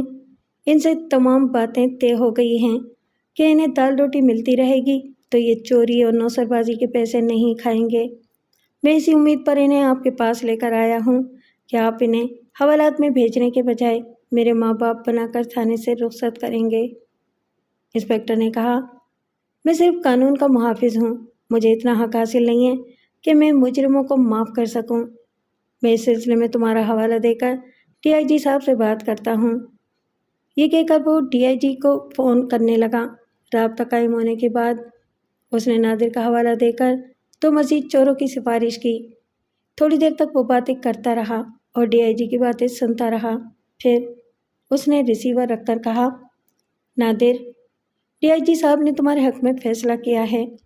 انہوں نے بڑی اچھی بات کہی ہے کہ اگر ایک سزا یافتہ مجرم اپنی پوری ایمانداری سے عزت کی زندگی گزارنے کا عہد کر لے تو وہ اسی طرح قانون کی مدد کرتا ہے جس طرح تم ابھی چوری کا مال برآمد کر کے ہماری مدد کر رہے ہو۔ تم جیسوں کے ساتھ اگر پولیس والے پورے اعتماد سے تعاون کریں تو تم اپنے ساتھ دوسرے بدماشوں کو بھی اپنی طرح زندگی گزارنے پر مجبور کرتے رہو گے۔ معزز اور شریف انسانوں کو ضمانت حاصل کرنے کے بعد کسی ملزم کو رہا کیا جاتا ہے۔ پولیس والوں کے لیے تم بھی ایک معزز انسان ہو۔ ہم تمہاری ضمانت پر ان دونوں کو تمہارے حوالے کر رہے ہیں۔ جب نادر انسپکٹر سے ہاتھ ملا کر رخصت ہونے لگا تو اس کے نئے ماں باپ اسے بڑی حیرانی اور بڑے اعتماد سے دیکھ رہے تھے۔ تھانے سے باہر آ کر اس کے باپ نے کہا، بیٹا، پہلے تو میں تمہارا مذاق یا تمہاری مکاری سمجھ رہا تھا، مگر اب میں تمہاری ایمانداری پر ایمان لے آیا ہوں۔ اب میں مرتے دم تک تمہارا باپ بن کر ہی رہوں گا۔ گھر پہنچ کر ان تینوں نے ایک دوسرے سے اپنا تعارف کرایا۔ نادر نے پہلے اپنے باپ سے پوچھا، تمہارا نام کیا ہے اور تم کہاں کے رہنے والے ہو؟ میرا نام گلباز خان ہے، میں پٹھان ہوں اور پشاور کا رہنے والا ہوں۔ 10 برس پہلے میں ایک ٹرک ڈرائیور بن کر اس شہر میں آیا۔ ملک کے اندر ٹرک کے ذریعے مال لے جانے کا کاروبار ایسا ہے کہ ٹرک ڈرائیور خود بخود اسمگلنگ کے طریقے سیکھ جاتے ہیں۔ ٹرک کے اندر چرس، افیون، بلو فلموں کے کیسٹ اور دیگر غیر قانونی چیزیں دوسرے سامانوں میں چھپا کر ایک شہر سے دوسرے شہر میں پہنچائے جاتے ہیں۔ اس دھندے کے دوران پولیس والوں نے مجھے 3 بار پکڑا، تیسری بار میرا لائسنس چھین لیا گیا۔ یہ کہہ کر گلباز خان نے نادر سے پوچھا، کیا تمہارے پاس چرس کا ایک سگریٹ ہوگا؟ اماں جی نے اس کی پیٹھ پر ایک ہاتھ مارتے ہوئے کہا، کیوں رے گلباز خان، بیٹے سے چرس کا سگریٹ مانگتا ہے؟ تجھے شرم نہیں آتی؟ سگریٹ پینے کے بعد بیٹے سے کہے گا مجھے کوئی بیوی بھی لا کر دے۔ گلباز خان نے داڑھی کھجاتے ہوئے کہا، بیٹا بہت سمجھدار ہے، میرے کہنے سے پہلے ہی تجھے ماں بنا کر لے آیا ہے۔ وہ تن تنا کر کھڑی ہو گئی اور پھر دونوں ہاتھ کمر پر رکھ کر بولی، میں اپنے بیٹے کی ماں تو بن سکتی ہوں، تیری چورو نہیں بن سکتی۔ دیکھو نادر، اپنے باپ کو اچھی طرح سمجھا کہ یہ مجھے اپنی ماں نہ سمجھے، میرا مطلب ہے کہ سچ مچ اپنی گھر والی نہ سمجھے۔ نادر نے دونوں ہاتھ اٹھا کر کہا، ٹھہرو ٹھہرو، آپس میں جھگڑا نہ کرو، یہاں تم دونوں کو شریف والدین کی طرح رہنا چاہیے۔ اگر میں نے اس عورت کو ماں جی بنایا ہے تو اس کا مطلب یہ نہیں ہے کہ تم اس کی مرضی کے خلاف اسے بیوی سمجھو۔ جس طرح شریف گھرانوں میں نوجوان بچوں کی عشق بازی پسند نہیں کی جاتی ہے، اسی طرح اس گھر میں ماں باپ کو عشق کرنے کی اجازت نہیں دی جائے گی۔ تم ایمان کی بات کہو، اگر تمہارا کوئی بیٹا ہوتا تو کیا تم اس سے چرس کا سگریٹ مانگ کر پینا پسند کرتے؟ گلباز خان نے شرمندگی سے کہا، بیٹے میں شرمندہ ہوں، عادت سے مجبور ہو کر یہ بات زبان سے نکل گئی۔ ویسے تم بھی مجھے دل سے باپ تسلیم نہیں کر رہے ہو، کیا اچھے گھرانے کی اولاد اپنے باپ کو تم سے مخاطب کرتی ہے؟ نادر نے بھی شرمندگی کا اظہار کرتے ہوئے کہا، آئندہ میں آپ کو آپ سے مخاطب کروں گا، ہم اچھی گفتگو اور اچھے طور طریقوں سے ایک اچھا گھر بنا سکتے ہیں اور دوسروں کو یہ سوچنے پر مجبور کر سکتے ہیں کہ ہم لوگ کوئی گرے پڑے لوگ نہیں ہیں۔ مجھے افسوس اس بات کا ہے کہ میں سچ بول کر یہ گھر بسا نہیں سکتا ہوں۔ جس لڑکی کو میں نے پسند کیا ہے، اس لڑکی کے والدین سے بھی یہ جھوٹ کہنا ہوگا کہ آپ دونوں میرے سگے والدین ہیں۔ ماں جی نے خوش ہو کر کہا، اے بیٹا، میری ہونے والی بہو کہاں رہتی ہے؟ مجھے لے چلو، میں رشتے کی بات کروں گی۔ آج مجھے ایک بیٹا ملا ہے، کل ایک چاند سی بہو مل جائے گی۔ امی، میں آپ کو اس حلیے میں نہیں لے جاؤں گا، پہلے آپ کے لیے اچھی ساڑیاں لے کر آؤں گا۔ پتہ نہیں آپ نے کتنے دنوں سے غسل نہیں کیا ہے، آج آپ اچھی طرح صابن رگڑ رگڑ کر پچھلی زندگی کا میل چھڑائیں، پھر میں شام کے وقت وہاں آپ کو لے چلوں گا۔ آج سائمہ سے ملنے کا وعدہ کیا تھا، لیکن آپ لوگوں کی وجہ سے نہ جا سکا۔ بہرحال آپ یہ بتائیں کہ آپ کا نام کیا ہے اور کہاں کی رہنے والی ہیں؟ یوں تو مجھے زیبو کہتے ہیں، مگر میرا نام زیب النساء ہے۔ میں ایک مہاجر عورت ہوں۔ جب میں پاکستان بننے کے بعد یہاں آئی تو یہاں اپنے مرحوم خاوند کی جائیداد کے تبادلے میں 1,00,000 روپے ملے، مگر میرے بیٹے نے جوان ہو کر بدولت مجھ سے خطیہ لی۔ بہو آئی تو اس نے روٹی کپڑے سے بھی محتاج کر دیا۔ مجھے بھوک لگتی تھی تو میں بہو کی نظریں چرا کر اپنے ہی گھر سے روٹی چرا کر کھاتی تھی۔ بیٹا، مجھے بھوک بہت لگتی ہے، میں دودھ چرا کر پی لیتی تھی، اپنے ہی گھر میں چور بن کر۔ معلوم ہوا کہ انسان کا پیٹ اسے کیسی کیسی بری عادتیں سکھا دیتا ہے۔ ایک بار اپنے پوتے کے حصے کا دودھ چرا کر پی رہی تھی کہ بہو نے پکڑ لیا۔ بیٹا، تمہیں معلوم نہیں، جب انسان بوڑھا ہو جاتا ہے تو وہ بھی بچوں کی طرح اچھی اچھی چیزیں کھانے کے لیے للچاتا ہے۔ اس وقت میری عقل بھی اپنے پوتے کے برابر ہو گئی تھی، مگر بہو نے بہت طوفان اٹھایا، ایسی ایسی چوریوں کے الزامات لگائے کہ میں ہکا بکا سی سوچتی رہ گئی کہ گھر میں ایسی ایسی چوریاں بھی کی جا سکتی ہیں جیسے کہ الزامات لگائے جا رہے ہیں۔ یہ کہتے وقت وہ کہیں دور خلا میں اپنے بیٹے، بہو اور پوتے کو دیکھ رہی تھی۔ اس کی آنکھوں میں پانی تیرنے لگا تھا۔ جب انسان بوڑھا ہو جاتا ہے تو بیکار ہو جاتا ہے اور اپنی اولاد پر بوجھ بن جاتا ہے، تو اس کی آنکھوں سے نکلنے والے آنسو صرف پانی نظر آتے ہیں۔ وہ بھیگے بھیگے لہجے میں بولی، میرے مرحوم شوہر کے اس 1,00,000 روپے میں میرا بھی حصہ تھا، مگر بیٹے کی محبت میں اپنا حصہ بھول گئی تھی۔ اب اسی گھر میں مجھے چور بنایا جا رہا تھا، جبکہ میں اپنا حصہ چرا کر کھا رہی تھی۔ یہ کیسی دنیا ہے بیٹے؟ دوسروں کی روٹی چراؤ تو پیٹ بھر جاتا ہے، اپنے حصے کی روٹی چراؤ تو اپنا ہی بیٹا چور کہہ کر منہ پر تماچا مارتا ہے۔ میرے بیٹے نے پہلی بار میرے منہ پر تماچا مارا۔ وہ اپنے ایک طرف کے گال پر انگلی رکھ کر بتانے لگی، یہ یہاں مارا تھا۔ تمہیں انگلیوں کے نشانات نظر نہیں آئیں گے، مگر بیٹے کی انگلیاں اب بھی یہاں چل رہی ہیں۔ بہت تکلیف ہو رہی ہے میرے بیٹے۔ وہ پھوٹ پھوٹ کر رونے لگی۔ آخری فقرہ اس نے اتنے کرب سے کہا تھا جیسے وہ زبان سے نہیں اپنے بیٹے کی بے رحم انگلیوں سے بول رہی ہو۔ اب اگر میں نے تمہاری جیب سے 100 روپے نکال لیے تھے تو کیا مجھے اتنا بھی حق حاصل نہیں ہے کہ بیٹے کا تماچا کھا کر دوسرے بیٹے کے 100 روپے کی چور بن جاؤں؟ میرے لال نے مجھ سے کہا تھا کہ میں صبح ہونے سے پہلے پہلے اس کا گھر چھوڑ کر چلی جاؤں۔ مجھے تو گھر سے نکلنا ہی تھا، چور تو بنی گئی تھی، لہٰذا زندگی میں پہلی بار میں نے اپنی بہو کے زیورات چوری کیے اور پھر وہاں سے بھاگ کر اس شہر میں چلی آئی۔ وہ پلنگ کے ایک سرے پر بیٹھی اپنے آنسو پونچھ رہی تھی۔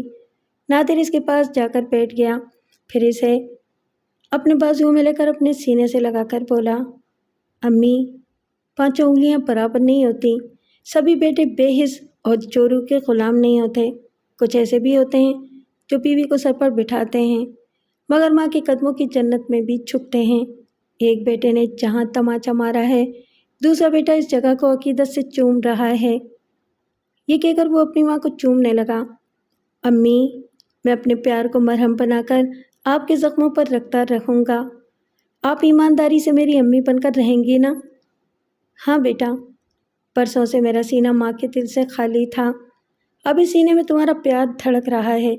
تم شادی کرو گے، میری بہو آئے گی، میرا پوتا ہوگا، تو اب میں اپنے پوتے کے حصے کا دودھ چرا کر نہیں پیوں گی۔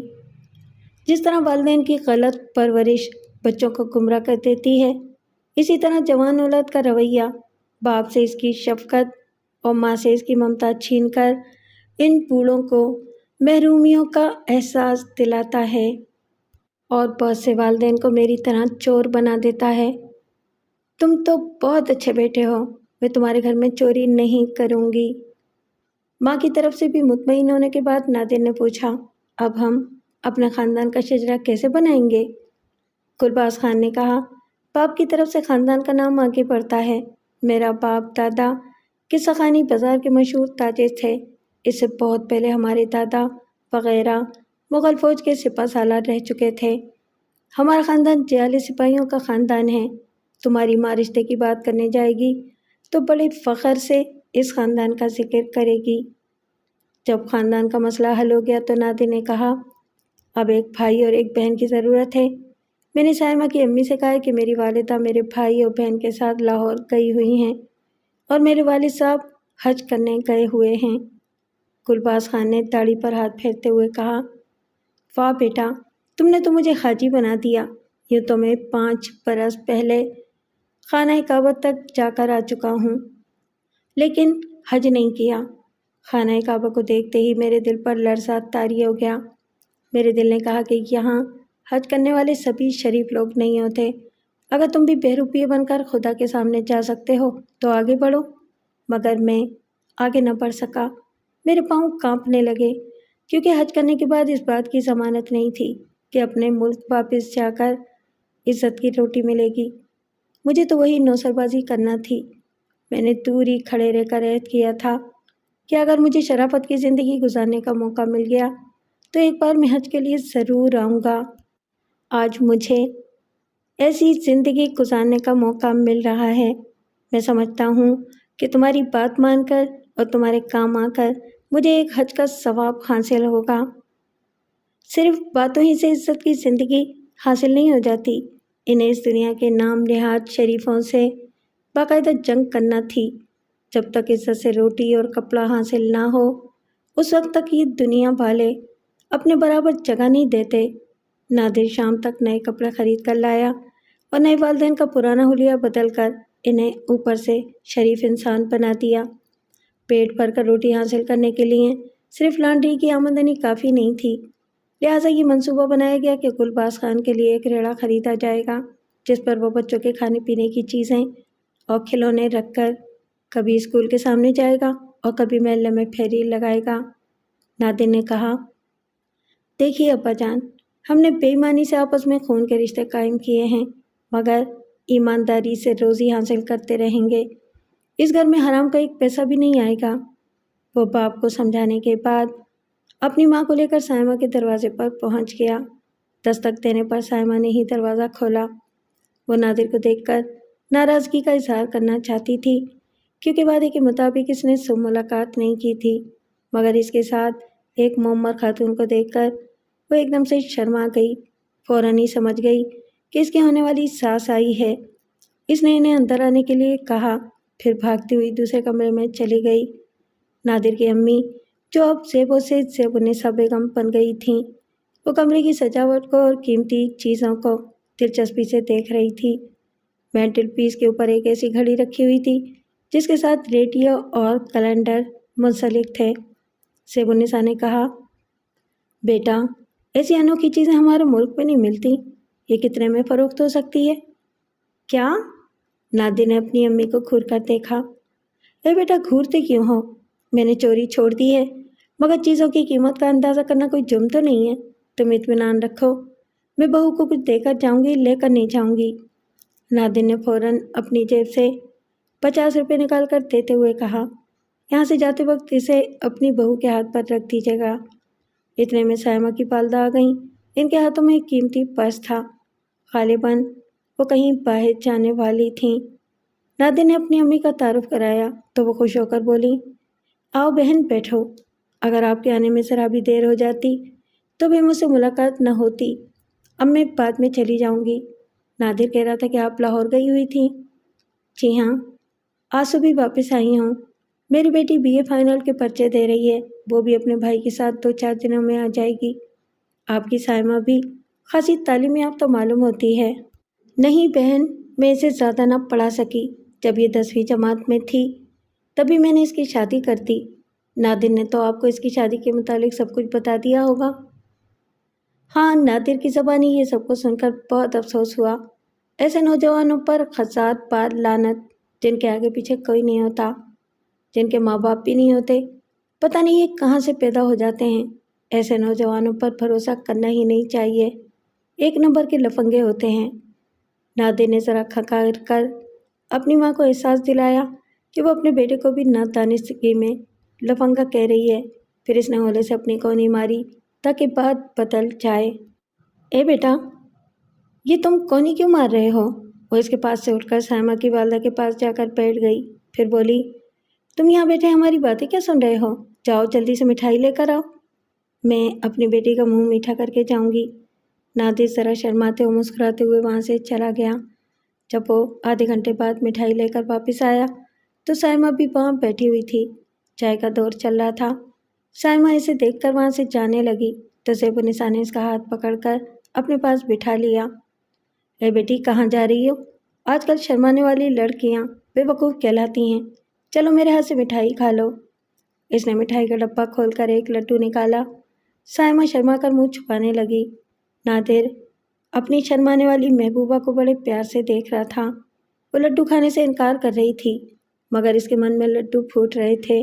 مگر زیب النساء نے تھوڑا سا کھلا ہی دیا۔ نادر سے نظریں ملیں۔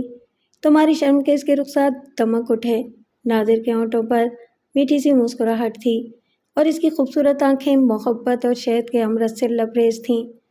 زیب النساء نے اپنے بلاؤز کے گریبان سے 50-50 کے 2 نوٹ نکال کر سائمہ کی مٹھی میں پکڑا دیے۔ وہ اپنی مٹھی کو بھیجے سرخ چہرے کے ساتھ وہاں سے اٹھ کر بھاگ گئی۔ واپسی پر زیب النساء نے اسے بتایا کہ شادی کی تاریخ پکی ہو گئی ہے۔ سائمہ کی امی کو زیادہ دھوم دھام پسند نہیں ہے، کیونکہ 6 ماہ پہلے سائمہ کے والد کا انتقال ہو چکا ہے، اس لیے وہ سادگی سے نکاح پڑھا کر بیٹی کو رخصت کر دینا چاہتی ہے۔ اگلے ماہ کے پہلے جمعے کو نکاح پڑھا دیا جائے گا۔ مگر امی، اتنی جلدی شادی کیسے ہو سکتی ہے؟ ابھی تو ایک بھائی اور ایک بہن کا انتظام نہیں ہوا ہے۔ ارے تو کسی کو پکڑ لاؤ، یہاں تو سبھی دعویٰ کرتے ہیں مسلمان آپس میں بھائی بھائی ہیں اور بیوی کے سوا ہر لڑکی بہن ہوتی ہے۔ اس دعوے کے پیش نظر قدم قدم پر بھائی اور بہن مل سکتے ہیں۔ یہ تو ٹھیک ہے امی، مگر ہمارے یہاں مستقل طور سے رہنے کے لیے بھائی بہن نہیں ملیں گے۔ شادی ہونے پر عارضی طور پر مل سکتے ہیں۔ ابھی شادی کے لیے 15 دن ہیں، हम कहीं ना कहीं से इन रिश्तों को भी हासिल कर लेंगे। उन्होंने घर पहुंचकर गुलबाज खान को बताया कि शादी की तारीख पक्की हो गई है, सिर्फ भाई बहन का मसला रह गया है। अगर शादी के मौके पर सगे बहन भाई नजर न आए तो लड़की वालों के सामने इनका झूठ खुल जाएगा। नादिर ने चौंक कर अपनी अम्मी को देखा और फिर कहा, मैं तो भूल ही गया था अम्मी, मैंने साइमा के हाथ पर रखने के लिए 50 का नोट दिया था, मगर आपने अपनी होने वाली बहू को 2 50 के नोट दिए हैं। वो दूसरा 50 का नोट आपके पास कहाँ से आ गया था? वो हिचकिचाते हुए बोली, देखो बेटे, पहली बार दुल्हन के हाथ पर 50 रुपये रखते हुए शर्म आ रही थी। अब मैं क्या करूं? इसकी माँ का पर्स सोफे पर रखा हुआ था, मेरे हाथ में खुजली हो रही थी। तुमने चोरी करने से भी मना किया था, इसलिए मैंने चोरी नहीं की है। इसकी अम्मी के रुपए निकाल कर इसकी बेटी के हाथ पर रख दिए। देखो देखो, तुम मुझे इस तरह न देखो, तुमने कहा था इस घर में हराम का एक पैसा भी नहीं आएगा। मैंने पेट के लिए चोरी नहीं की है, इस खातून के पैसे इसके घर में ही रहेंगे ना। तुम ये सोचो, मैंने इस दुल्हन को 100 रुपये देकर तुम्हारा मान किस तरह बढ़ाया है। नादिर के जी में आया कि वो अपना सर पीट ले। अम्मी, अगर आप पकड़ी जाती तो क्या होता? मुझे पकड़ना इतना आसान नहीं है। तुमने पहली मुलाकात में देखा नहीं था कि मैं पीछा करने वालों को किस तरह बेवकूफ़ बनाकर निकल गई थी? तुम्हारी जेब से पैसे निकालते वक्त तुमने पकड़ लिया था, क्योंकि तुम अपने ही लाइन के आदमी हो। मैं मानती हूँ कि मुझे ऐसा नहीं करना चाहिए था। चलो अब गुस्सा थूक दो, आइंदा मैं तुम्हें शिकायत का मौका नहीं दूंगी। नादिर इन पर भरोसा करने पर मजबूर था। भरोसा ना करता तो रफ्ता रफ्ता राह रास्त पर आने वाले माँ बाप फिर बिगड़ जाते। बाज़ औक़ात माँ बाप को भी बच्चों की तरह समझा बुझा कर रखना पड़ता है। दूसरे दिन नादिर ने गुलबाज खान को 1000 रुपये दिए और इसे कहा कि कहीं से पुराना रेड़ा खरीद कर इस पर दुकान सजाए। गुलबाज खान ने नोटों को मुट्ठी में लेकर कहा, बहुत दिनों के बाद 1000 रुपये एक साथ देख रहा हूँ, तो इत्मीनान रखो, मैं रेड़ा खरीद कर फेरी लगाऊंगा और तुम्हारे लिए एक बहन और अपने लिए एक बेटी तलाश करता रहूँगा। ये कहकर वो चला गया। ज़ेबुन्निसा भी दूसरे घरों में झांकने के लिए गई ताकि कोई ज़रूरतमंद बेटी नजर आए तो इसे अपना बना कर ले आए। नादिर भी तमाम दिन भटकता रहा। वो घूमता फिरता शाम को लियारी पहुंचा। उसका ख्याल था कि गरीबों के इलाके में शायद कोई लड़की इसकी बहन बन जाएगी। वहाँ उसने अपने एक दोस्त के सामने अपनी ख्वाहिश का इजहार किया तो वह हैरानी से बोला, यार ताज्जुब है, लोग तो इश्क करने के लिए लड़कियां तलाश करते हैं और तुम हो कि किसी को माशूका बनाने की बजाय बहन बनाना चाहते हो। अच्छा मेरे साथ आओ, मैं तुम्हें एक बूढ़े के पास लिए चलता हूँ। वो एक झुग्गी में पहुँच गए। झुग्गी में एक सांवली सी लड़की नजर आई। बूढ़े ने कहा, क्या बात है नवाज, बहुत दिनों के बाद आए हो? रमज़ानी बाबा, ये मेरा दोस्त है, आपने मुझसे कहा था कि मैं आपकी बेटी का रिश्ता तलाश करूं। मेरा दोस्त रिश्ता मांगने आया है, मगर इसे बहन बनाकर अपने साथ ले जाना चाहता है। बूढ़ा इसे घूर कर देखने लगा और बेखुदा कर कहा, क्या तुम मुझे पागल या बेवकूफ़ समझते हो? मैं नहीं जानता कि शहर के बदमाश किस तरह गरीब लड़कियों को बहन बनाकर ले जाते हैं और कोठे पर बिठा देते हैं। नादिर ने इस लड़की की तरफ देखते हुए कहा, मैं खुदा को खासिर और नाजिर जान करके कहता हूँ कि मैं इसे बहन बनाकर रखूँगा और एक सगे भाई की तरह इसकी इज्जत करूँगा। मेरी बहन, मुझ पर भरोसा करो, तुम मेरे घर में एक भाई की गैरत बनकर रहोगी। लड़की जवान थी। इस झुग्गी के अंधेरे में एक दूल्हा के ख्वाब देखती आई थी। इस उम्र में लड़कियां कभी किसी अजनबी भाई का ख्वाब नहीं देखती, इसीलिए इसने नादिर को मायूसी से देखा, फिर मुंह बनाकर इसे मुंह फेर लिया। नादिर चुपचाप सर झुकाकर झुग्गी से बाहर आ गया। वो हंसते हुए बोला, मैं भी कितना अहमक हूँ, आज तक किसी माँ बाप ने अपनी बेटी को किसी की बहन बनाकर अपने घर से रुखसत नहीं किया। इस दुनिया के दस्तूर के खिलाफ खा कितना ही नेक काम करो, इसमें बुराई पड़ जाती है। वो बुड़बुड़ाता हुआ एक बाजार से गुजरने लगा। वहाँ एक गरीब रेड़े वाला 2 बदमाशों के सामने हाथ जोड़कर घिघिया था। बेटा, आज सबसे बाजार मंदा है, आज मैं तुम्हें पैसे नहीं दे सकूँगा। दोनों बदमाश थे। इनमें से एक जवान ने इसका गिरेबान पकड़कर कहा, साला पैसा तुम्हारा बाप भी देगा, अपन को पैसे चाहिए, नहीं तो ये दुकान उल्टा देगा। نادر نے اس کے پیچھے آ کر اس کے شانے پر ہاتھ رکھتے ہوئے کہا، نوجوان، یہ بوڑھا بہت کمزور ہے، ادھر تمہارا باپ کھڑا ہے، مجھ سے غنڈہ ٹیکس وصول کرو۔ ابے سالا، کیا تم دادا گیری کرنے آیا ہے؟ تیرے کو تو اپن ایک ہی ہاتھ میں سلا دے گا۔ یہ کہہ کر اس نے ہاتھ گھمایا۔ نادر اچھل کر پیچھے گیا تو اس کا ہاتھ اپنے ہی ساتھی پر پڑا۔ دوسرے لمحے نادر کا ایک زبردست گھوسا اس کے منہ پر لگا۔ وہ دوسری طرف الٹ کر ریڑے پر سے ہوتا ہوا دور جا گرا۔ پھر تو اچھی خاصی بھگدڑ مچ گئی۔ فٹ پاتھ کے دکاندار وہاں سے بھاگنے کے لیے اپنی دکانیں سمیٹنے لگے۔ جوان بھی تگڑا تھا، وہ بھی نادر کو اپنے ہاتھ دکھا رہا تھا اور نادر سے مار بھی کھا رہا تھا۔ ذرا سی دیر میں لیاری کے کنڈے وہاں پہنچ گئے اور بدماش جوان نے ہاتھ اٹھا کر کہا، ٹھہرو، یہ بہت تگڑا ہے، بڑے مزے کا لڑتا ہے، تم لوگ بیچ میں مت آؤ، ہم اپنا فیصلہ خود کرے گا۔ یہ کہتے ہی نوجوان نے نادر کے منہ پر ایک گھوسا رسید کیا۔ تو کون ہے رے؟ کدھر سے آیا ہے؟ نادر نے گھوسا کھا کر ذرا پیچھے اچھل کر اسے ایک لات مارتے ہوئے کہا، میرا نام نادر ہے، میں سزا یافتہ ہوں، مگر اب پولیس والوں کے تعاون سے شریفانہ زندگی گزار رہا ہوں۔ میں کسی کی بدماشی دیکھ نہیں سکتا، اس لیے تجھے یہاں سے مار مار کر تھانے لے جاؤں گا۔ نوجوان نے زمین سے اٹھ کر کہا لگاتے ہوئے کہا، ارے کیا مشکری کرتا ہے رے؟ ادھر ہم سب تھانے میں بھتہ دیتا ہے، ابھی تم سے بھی بھتہ نکالے گا۔ وہ دونوں پھر الجھ پڑے۔ نوجوان نے کہا، سالا تم اپنے کو سمجھتا کیا ہے؟ ادھر ہم 2 برس سے دادا گیری کرتا ہے، تم ادھر سے زندہ نہیں جائے گا۔ اگر میں تمہیں آدھا مردہ بنا دوں اور زندہ نکل جاؤں تو بولو، کیا انعام دو گے؟ تم جو مانگے گا ہم وہی دے گا، تم کو ایک دم سے استاد مان لے گا۔ نادر نے اس کے سر پر ایک زور کی ٹکر ماری۔ وہ سر تھام کر پیچھے کی طرف گھوما تو اس نے اسے گھوسوں پر رکھ لیا۔ بازار میں اچھی خاصی بھیڑ لگ گئی تھی، مگر سب لوگ دور کھڑے تماشا دیکھ رہے تھے۔ 2 کنڈوں کو امن و آشتی کا سبق سکھانے کی کسی میں جرت نہ تھی اور وہ دونوں کنڈے 2 پہاڑوں کی طرح ٹکرا رہے تھے، ایک دوسرے کو سبق سکھا رہے تھے اور مار کھاتے جا رہے تھے۔ آدھ گھنٹے کی مسلسل لڑائی کے بعد نادر کا پلہ بھاری ہو گیا۔ اب وہ نوجوان بری طرح لڑ کھڑا رہا ہے، خود کو دونوں پیروں پر کھڑا رکھنے کی کوشش کر رہا تھا۔ اس کے ماتحت رہنے والے کنڈے آگے بڑھ کر آئے تو اس نے زخمی شیر کی طرح دھاڑتے ہوئے کہا، پیچھے جاؤ، کوئی ادھر نہیں آئے گا، ہم بزدل نہیں ہیں، اس جوان سے جو بات بولا وہ بات پورا کرے گا۔ یہ کہتے ہی وہ زمین پر لڑ کھڑا کر گر پڑا، پھر ایک دیوار سے ٹیک لگا کر بولا، سالا تم نے سچی مچی ہم کو آدھا مردہ بنا دیا، بولو کیا مانگتا ہے؟ جو مانگوں گا وہ ایمانداری سے دے گا۔ اس نے ہاتھ اٹھا کر مجمع کی طرف اشارہ کرتے ہوئے کہا، ہاں ہاں ضرور دے گا، اتنا سب آدمی کے سامنے ہم بولتا ہے، چلو مانگو۔ میں تم سے بھائی کا پیار مانگتا ہوں، کیا دے سکو گے؟ نوجوان ایک دم سے چونک کر دیدے پھاڑ پھاڑ کر اسے دیکھنے لگا۔ بازار کے سارے لوگ بھی نادر کو بڑی حیرانی سے مگر بڑی محبت سے دیکھ رہے تھے۔ نادر نے کہا، میں عزت سے ایک گھر بسانے کے لیے عزت داروں کی تلاش میں نکلا ہوں اور مجھے یقین ہے کہ اگر تو میرا بھائی بن جائے گا تو بھائی کی عزت رکھنے کے لیے ضرور عزت دار بن کر رہنے کی کوشش کرے گا۔ نوجوان نے دیوار کا سہارا لے کر اٹھتے ہوئے کہا، ارے کیوں مشکری کرتا ہے؟ تیرے کو نہیں معلوم ہے، میرے تیرے جیسا آدمی دشمن بن کر اور بدماش بن کر رہے گا تو شریف لوگ بھی بہت خوش رہے گا۔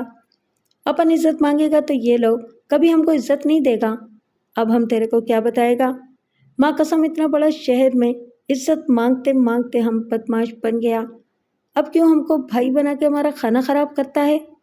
نادر آہستہ آہستہ چلتا ہوا اس کے پاس آیا، پھر اس کے دونوں بازوؤں کو تھام کر بولا، عزت مانگنے سے نہیں ملتی، ماں باپ اور بھائی بہن کے سائے میں حلال کی روٹی کھانے سے عزت حاصل ہوتی ہے۔ ہم دونوں جوان ہیں، کیا ہم خود کنواں کھود کر پانی نہیں پی سکتے ہیں؟ جب تو بھائی بن کے بولتا ہے تو ہم ایسا ضرور کرے گا۔ بول اب ہم کو کیا کرنا ہوگا؟ تم میرے ساتھ میرے گھر چلو اور اپنے ماں باپ سے ملو۔ ارے پھر مشکری کرتا ہے، اپنا ماں باپ سے قبر میں جا کر کیسے ملے گا؟ اوہو، تم سمجھے نہیں، ماں باپ تو میرے بھی نہیں ہیں، جس طرح میں نے تمہیں بھائی بنایا ہے اسی طرح ایک بوڑھی عورت کو ماں اور بوڑھے مرد کو باپ بنا لیا ہے۔ دیکھ بھائی، عزت سے زندگی گزارنے کے لیے پہلے اپنے رشتوں سے محبت اور عزت حاصل کرنا پڑتی ہے، اس کے بعد پھر دوسروں سے عزت ملتی ہے۔ اچھا چلو، آج ہم اپنے ماں باپ کو بھی دیکھے گا۔ وہ دونوں وہاں سے چل پڑے۔ راستے میں نادر نے اس سے پوچھا، تمہارا نام کیا ہے؟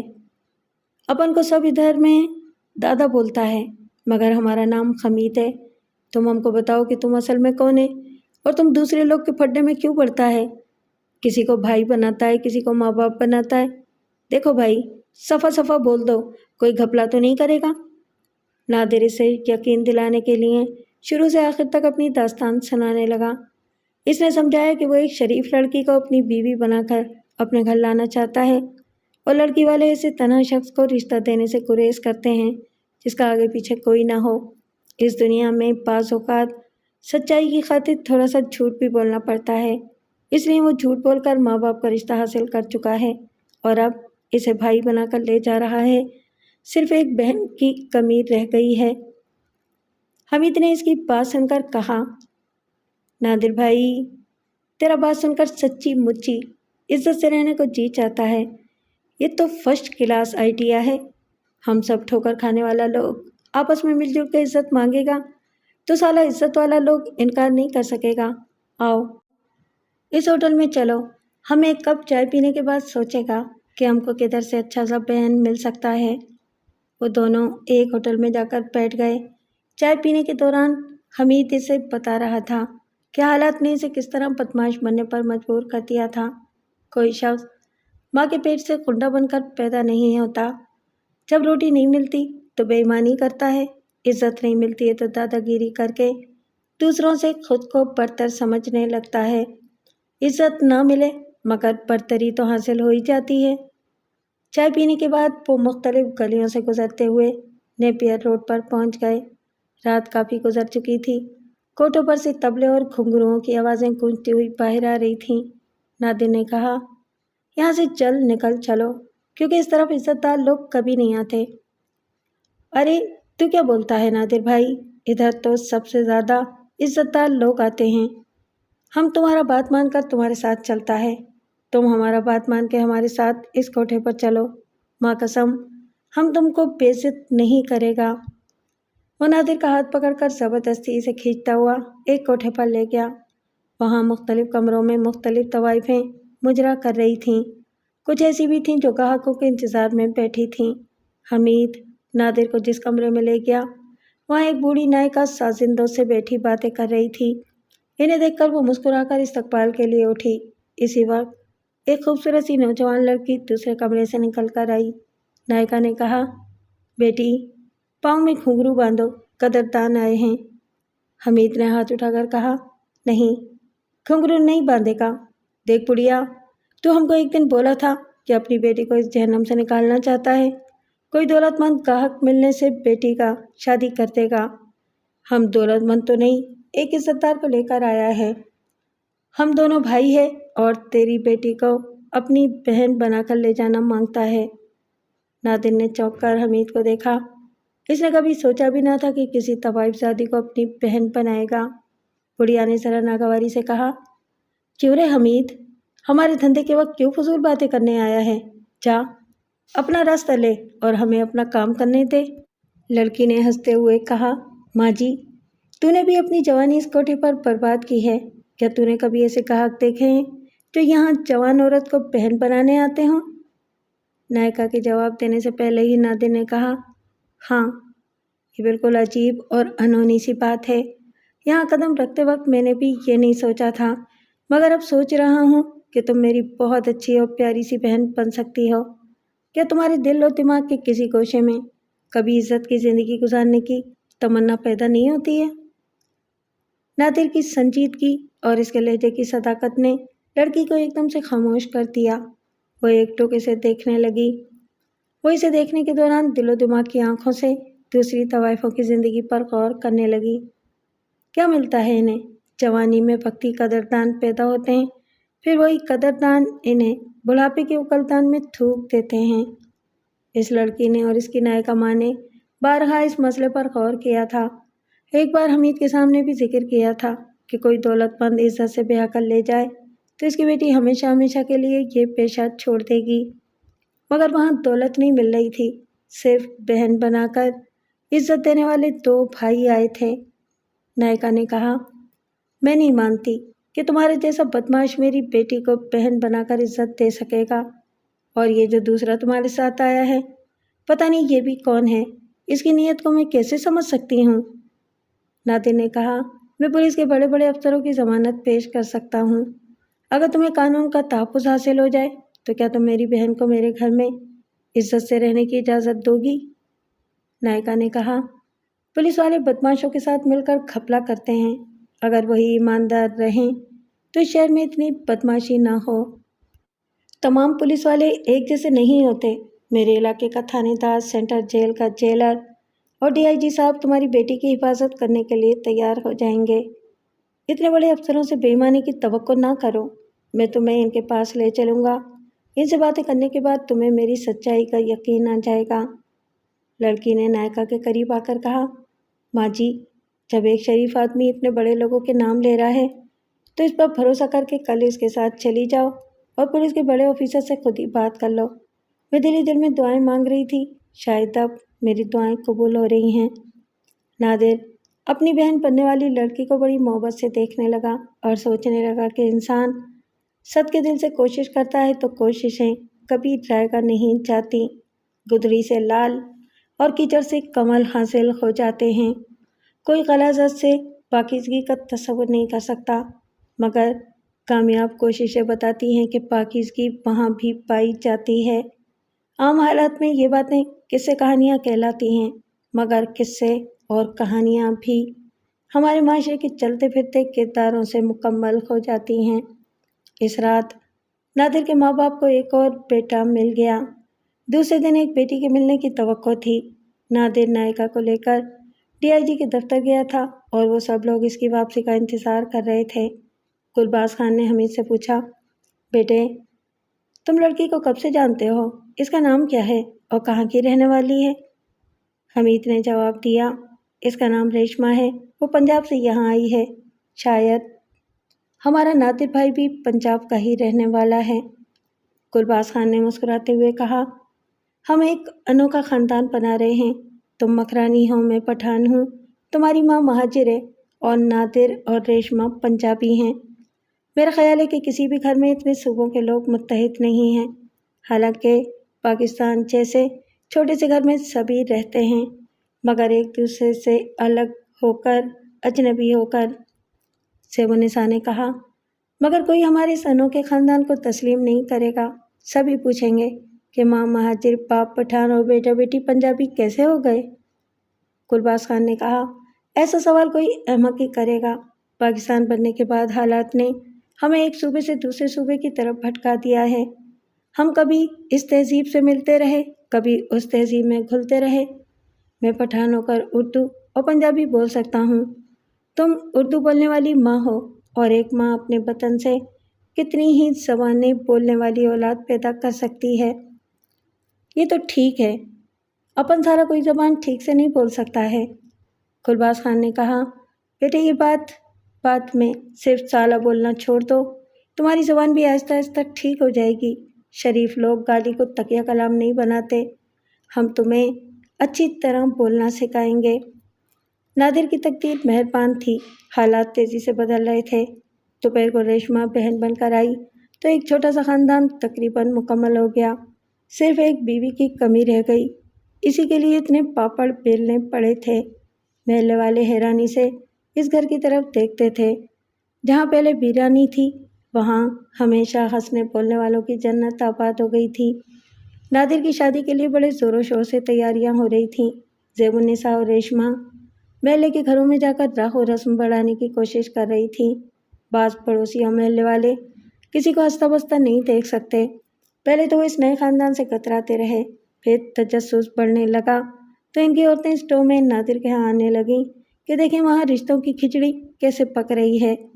شادی تو نادر کے ہاں ہونے والی تھی، مگر رت جگہ سارے محلے میں تھا، کسی کو نیند نہیں آتی تھی۔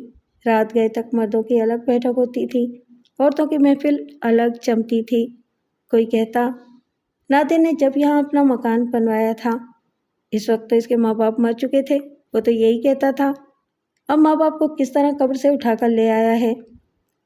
भाई बहन भी पैदा हो गए हैं। मज़े की बात यह कि एक की सूरत दूसरे से नहीं मिलती है, रंगत भी अलग है, बोलियाँ भी मुख्तलिफ हैं। अच्छा खासा चिड़ियाघर लगता है। साला बदमाश है, अपने घर में बदमाशों को जमा कर रहा है और अब किसी मोअज़्ज़िज़ घराने की लड़की को ब्याह कर ला रहा है।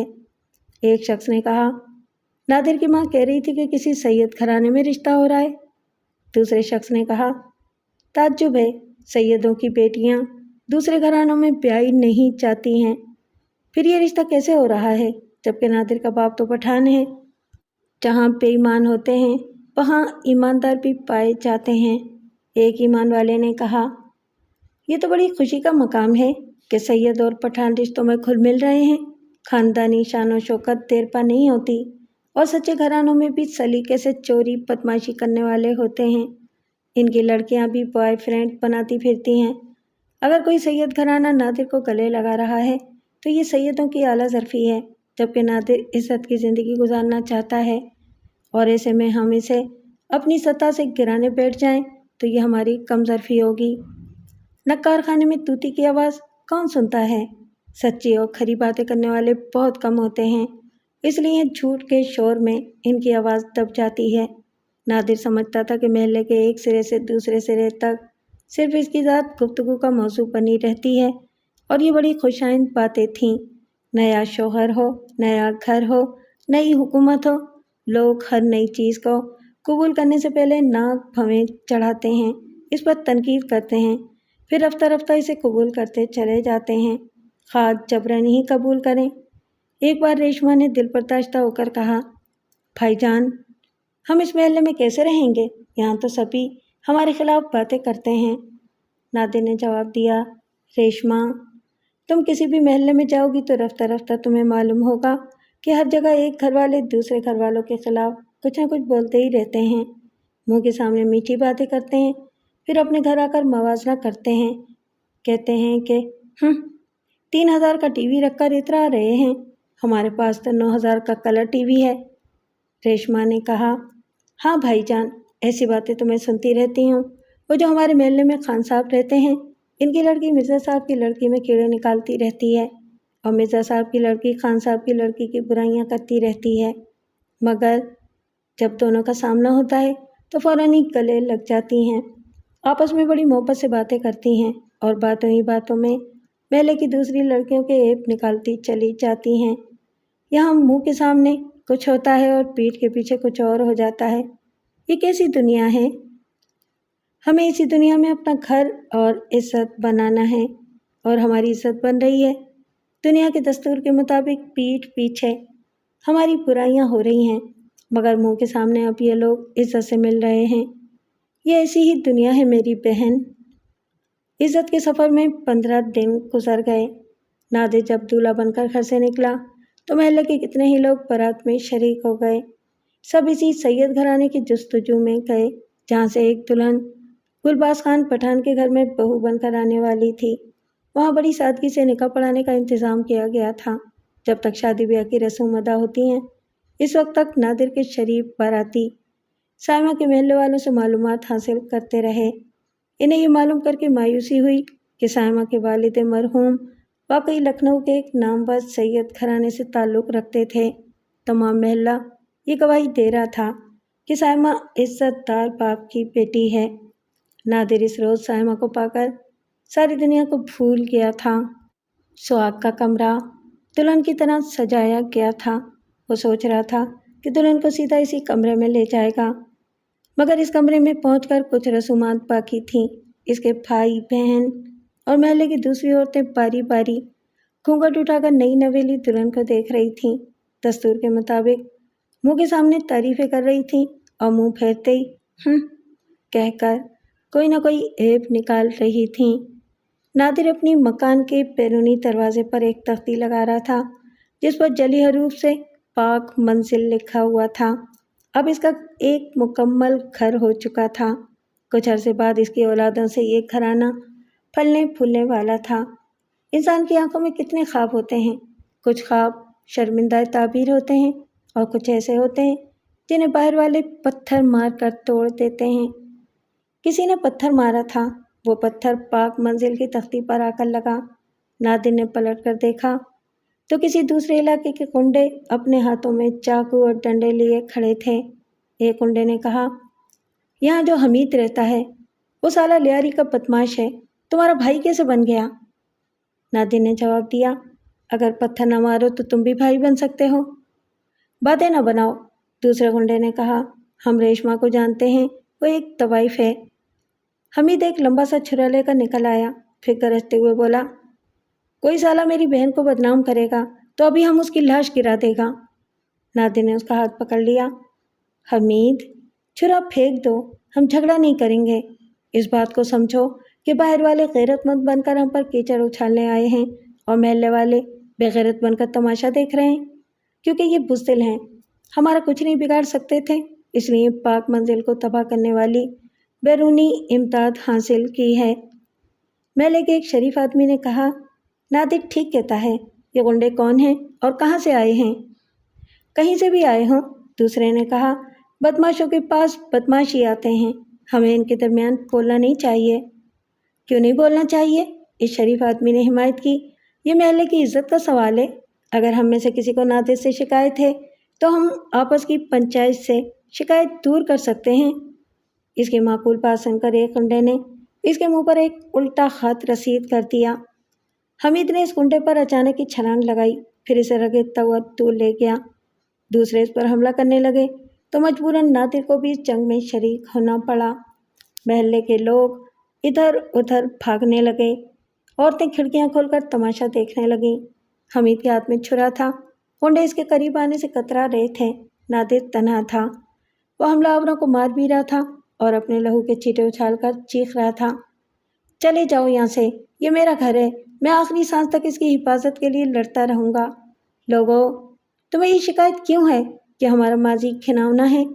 تم ہمارے خال کو دیکھو کہ یہ عزت کی زندگی کے لیے کس طرح تمہارے ہاتھوں لہو میں ڈوب رہا ہے۔